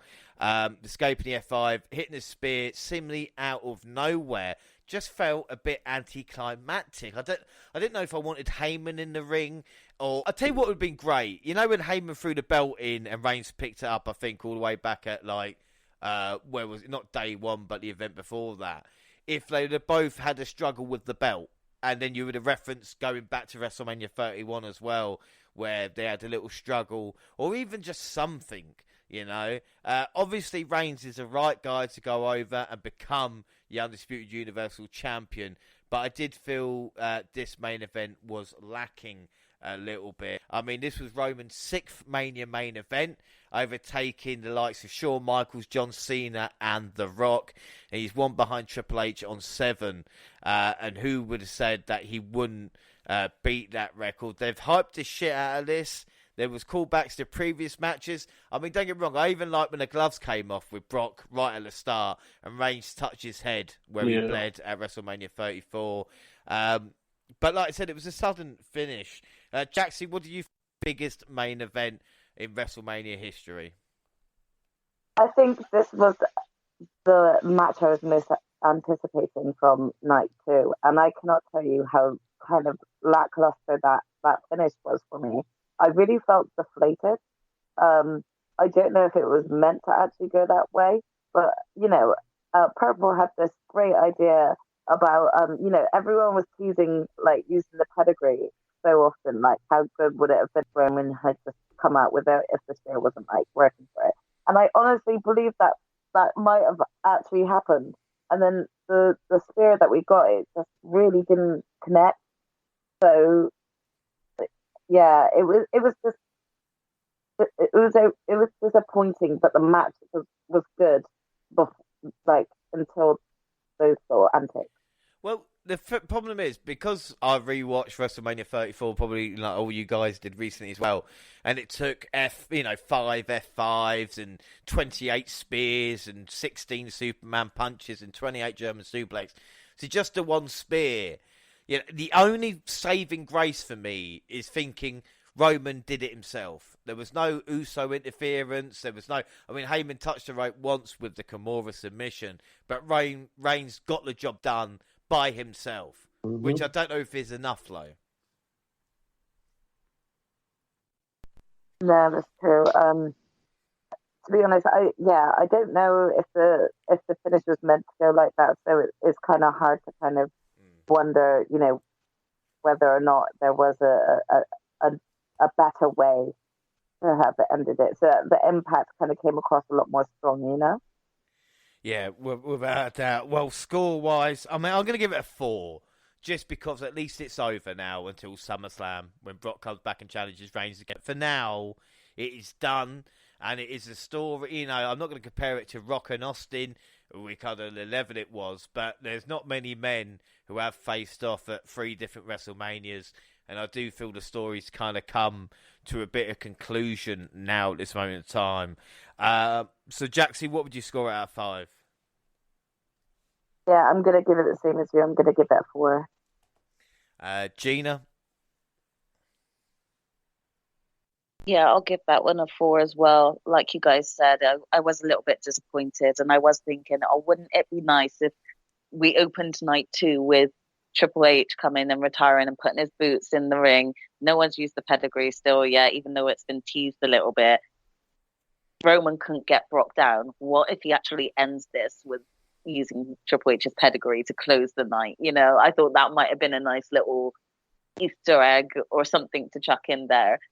So the ending was quite disappointing for me, but I still thoroughly enjoyed it, so I'll give it a 4. Well, it's an excellent point, because you could have had the pedigree, you could have had even the tombstone would have made sense, as both men have beaten the Undertaker at WrestleMania, going into the Hall of Fame. There was moments Reigns could have even done the Undertaker pin with the hair back and mocking him, but like I said, again, we don't know if Roman did suffer a slight injury. Brock checked him in at the end of the match, which is a really nice touch. Poll-wise, Reigns 60% of the vote. And predictions, we all went Reigns, apart from Select Match Pod. They went Brock Lesnar in this one. So it means final scores. Jaxie, you and Select Match Pod end with 5 points. Monty, you finish with 6. Gina is in second on 7th. And obviously, did it like that. First place, 8 out of 8, a perfect score, and winning both nights. It is little old me. Unbelievable. So, what does that do to the prediction? I think people are going to be more interested in me being second. Do you know what? Maybe next year we talk about trying to do it Grand Prix style, where someone who finishes second does actually pick up points. Maybe like the winner gets 5, second gets 3rd. That's next year. At the moment, you got nothing, Gina. But well done for finishing second. I'm not gonna lie. That's but right now. Prediction leagues, bonus league. Gina and Jaxie are on 5. Monty, you're on 6. James, well, +1 for the perfect score and 1 for winning both nights at Mania. The only prediction wrong over both nights of WrestleMania for me was Charlotte. And I don't mind Charlotte. that. Charlotte let me down. Otherwise, that would have been 2 perfect scores. You but I am on 9 points when it comes to bonus league. W pay-per-view league, well, this is big. Gina and Jaxie on 2. Monty was on 3. I started the weekend on 0. I went 3 for 3 over Mania weekend. So, Monty, you and I are locked 3 points apiece with W pay-per-views and WrestleMania Backlash happening before our next AEW pay-per-view. Are you surprised, Monty, that your lead has been surrendered? No, I'm not. I told you at Stand and Deliver, I want this to be a little bit exciting, but I don't want you to think I gave it up. Everything I got wrong, I knew why, and I was still entertained by the situations that went bad. So it was fine to me. I can live with that. What I will say is that this is my advice to everyone going forward. I probably shouldn't give my opponents advice, but here you go. Do not pick with what you think should happen. Pick what you think they would, because you know Vince. That's what I think. You know that old man, the way you booked this. You did a really good job, James. I have no problem admitting that. I'm glad you're up here. So now, by December, I want it to be real close so it can be a heartbreaker when I beat you all. Well, to be fair, I'm only good at WrestleMania, so I'll fall off now. But as I said before, I've lost many a time. What's my point start backing up once AEW pay-per-views turn around? Yeah, because that's my strong forte. So let's not even go there. By the end of this, I come out on top. Okay, I'm going to take that advice, Monty, and you're going to regret it. Jaxie, I will say, you and I were talking on the last WWE show, which I do believe was the Elimination Chamber. And you and I, you predicted that you would win the AEW League, and I said I don't lose at Mania, and it's both come to fruition. So what you've just said now, we'll look back in December and think Jaxie was right. But like you said, the AEW Prediction League, Jaxie, you're in the lead with me, and we have got, of course, the pay-per-view coming at the end of May as well. So there is plenty to play for. We look at night 2. We look at night 2 overall. Match of the night. Well, for me, it was Edge versus AJ. Does anybody else disagree? I love it when that happens. No, I think that was the best match. No. Yeah. I like Brock's match more than you guys did, and I still think that's the best match. Yeah. I mean, like I said, Knoxville and Zayn, but I think I'll give Meltzer a stroke if I picked that over AJ and Edge. MVP of the night. Well, it's 2 people for me. It's Johnny Knoxville and Pat McAfee. Both of them can be pleased. Yes, the US or the Intercontinental Champion weren't on WrestleMania, but the matches that these 2 celebrities were the best. Monty, what about you for MVP of the night? Yeah, night 2, all about, honestly, I think Pat McAfee left the biggest impression out of everything that happened. Just the way, that was just fun. So, yeah, MVP Pat. Yeah. Jaxie? I'm going to go ahead and say Pat too. I agree. And Gina? Yeah, I'm going to keep it as a full sweep and do Pat too. Right, so we all picked Pat. I love you, Pat. So we just got overall rating for night 2. Of course, night 1 I gave a 9.5. I'm going to give 8 3/4 to this one, just because we had the biggest WrestleMania main event, which kind of delivered in a way. We had Edge versus AJ. Every match actually was enjoyable, apart from New Day and Sheamus, which wasn't on long enough for any problems, really. So I didn't actually mind WrestleMania Night 2, so 8 3/4. Monty, what about you?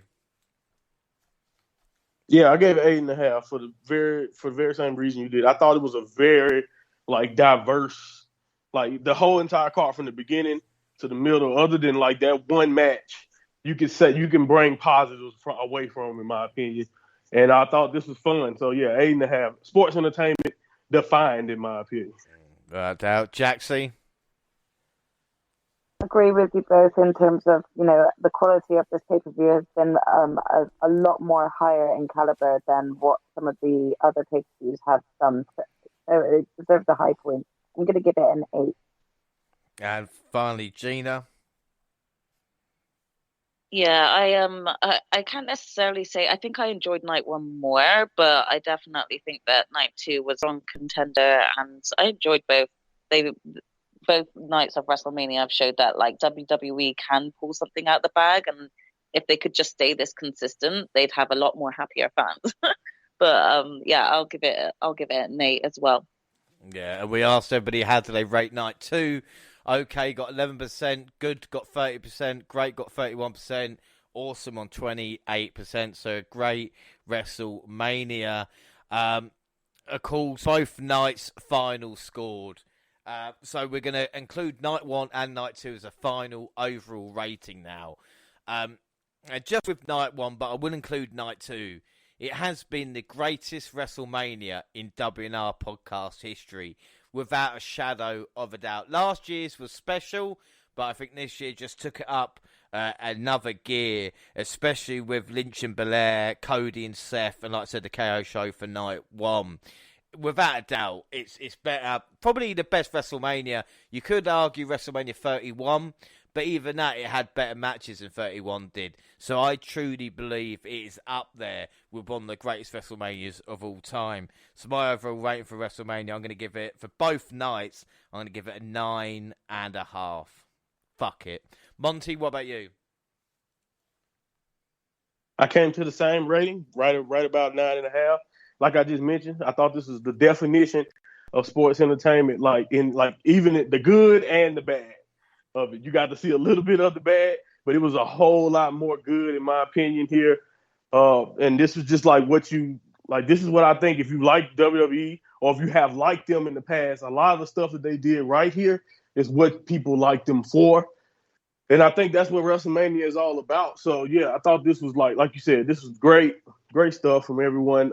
It's funny to me, like I said, Jericho is getting a lot of heat right now with the fans in AEW for saying, they're sports entertainers. But if you want to know what sports entertainment is all about, I think WrestleMania 38 is a great example of what I think Vince McMahon believes it is all about. It had a little bit of everything that we know that he likes. Oh, even the Bianca Belair entrance and match in itself is better than, and you, Monty, you and I were talking about this. Yeah. When WWE do it right, they do it better than anybody else. So no offense to AEW, but this was a stadium show. The production values were sensational. The entrances, the whole package was just second to none. I mean, I lost my shit on night one between Lynch and Belair and Cody and Seth. Just again, and I've rewatched it 3 or 4 times. That's when you know how good a Mania it is. Jaxie, what's your overall scores for both nights? Yeah, I mean, I'm gonna just give you my score because I think you both just kind of said it overall. What WrestleMania was about, and I'm gonna give it a 9. And Gina? Yeah, I'm gonna give it a 9 as well overall. Yeah. What like I say, we have done especially myself, done a lot of WWE pay-per-views, and I don't think I've ever been so happy after an event as WrestleMania 38. They really have smashed out of the park.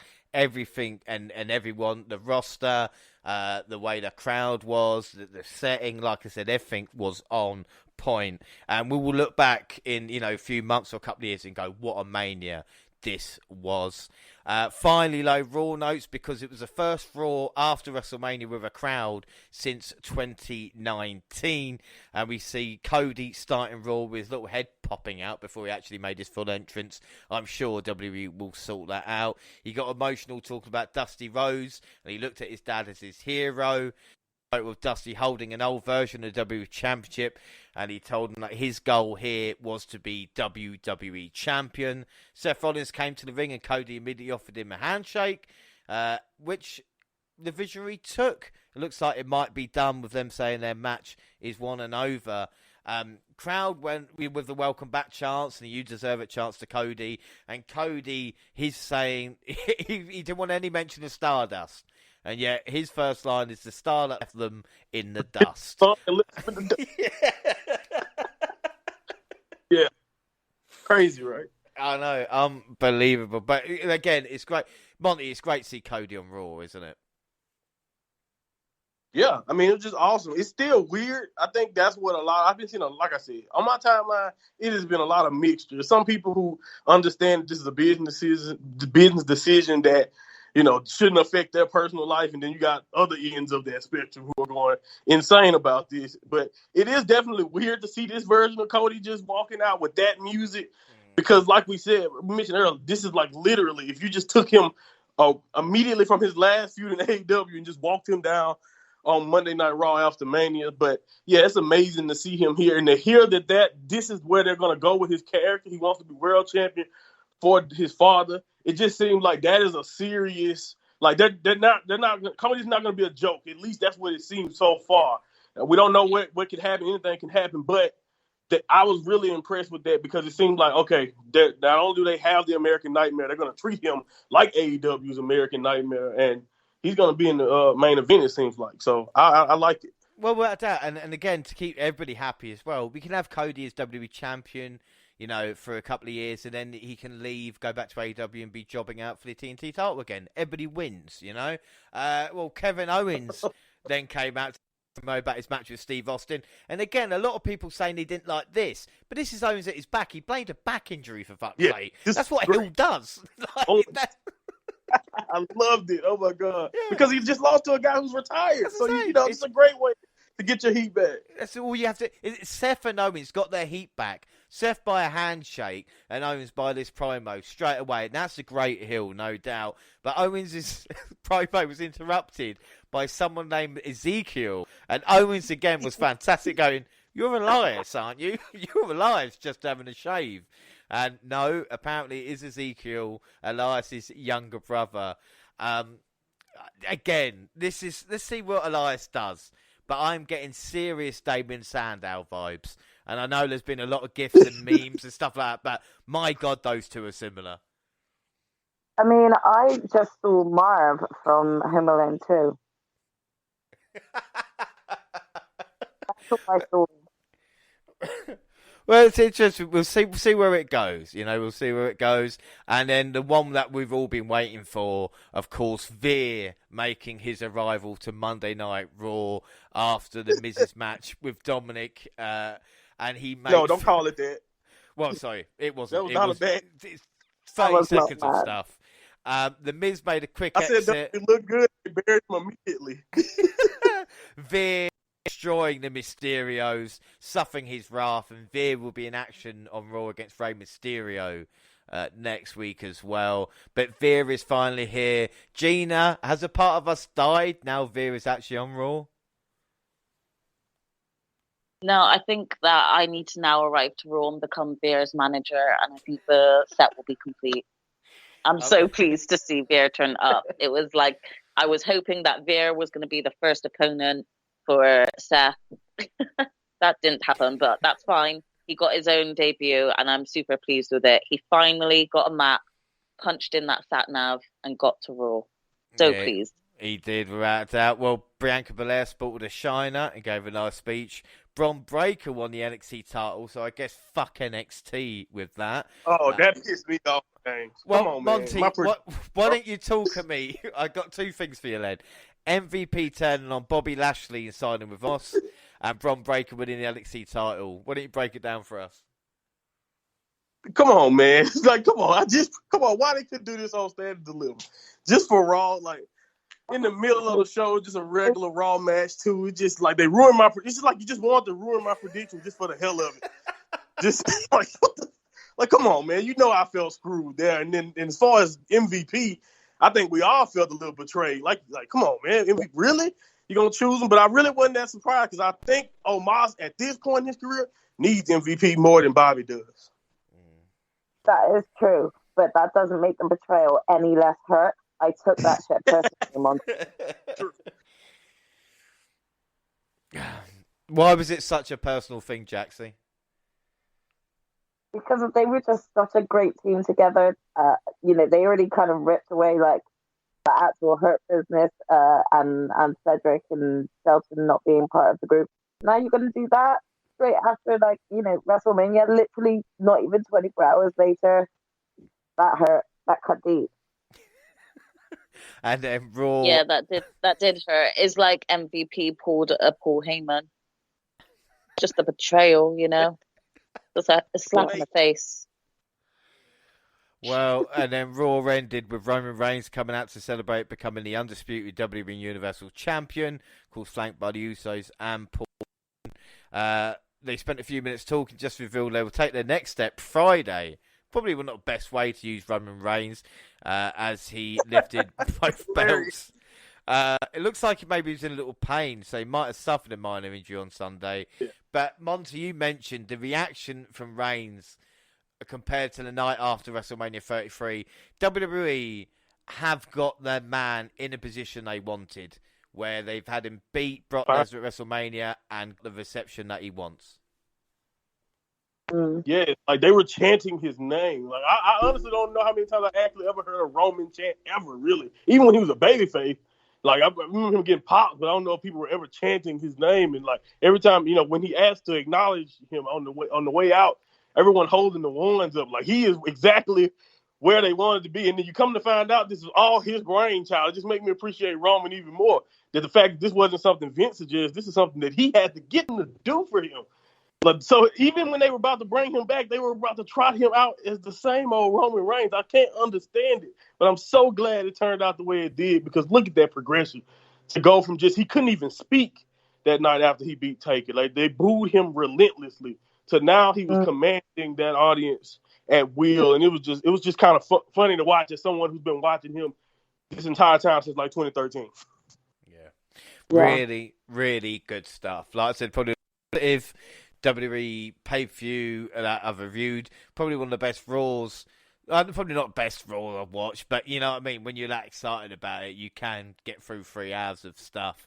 And it'd be interesting what happens on the road to WrestleMania Backlash. I wouldn't be surprised if it is either Roman Reigns versus Cody Rhodes or some sort of match between the two there. But again, interesting times. But that is it today.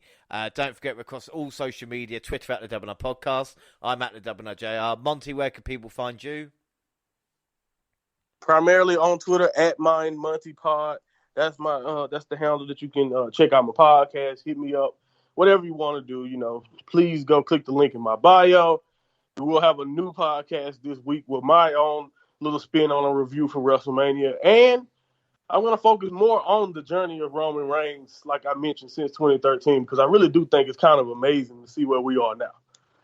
Check it out. Jaxie? Yeah, you can find me on Twitter and Instagram at Jaxie Scarlett.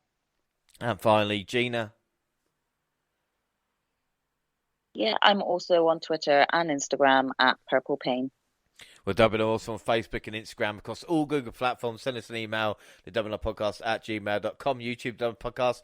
For all latest clips and podcasts, got at the same time on YouTube to do SoundCloud on your phone, also Spotify and iTunes. We can subscribe, rate and review there. So that is it. Our next episode is next week with AEW. It feels a while since we've actually looked at AEW, but hopefully Jaxie and Gina, you can both be with me for that one.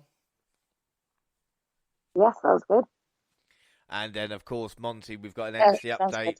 NXT update coming out in a couple of weeks. But, of course, I'll let everybody know the dates of that. But that is it. And what a fantastic WrestleMania. Yes, it was incredible. And I was joined by the fantastic Jaxie Scarlett. Yeah, thanks for having me. The genius, which is Gina.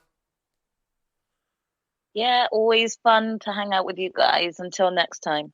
And, of course, the mind of Monty. Wrestling fans, get some sleep. Without a doubt. I second that. Well, thanks for listening, everybody. And bye.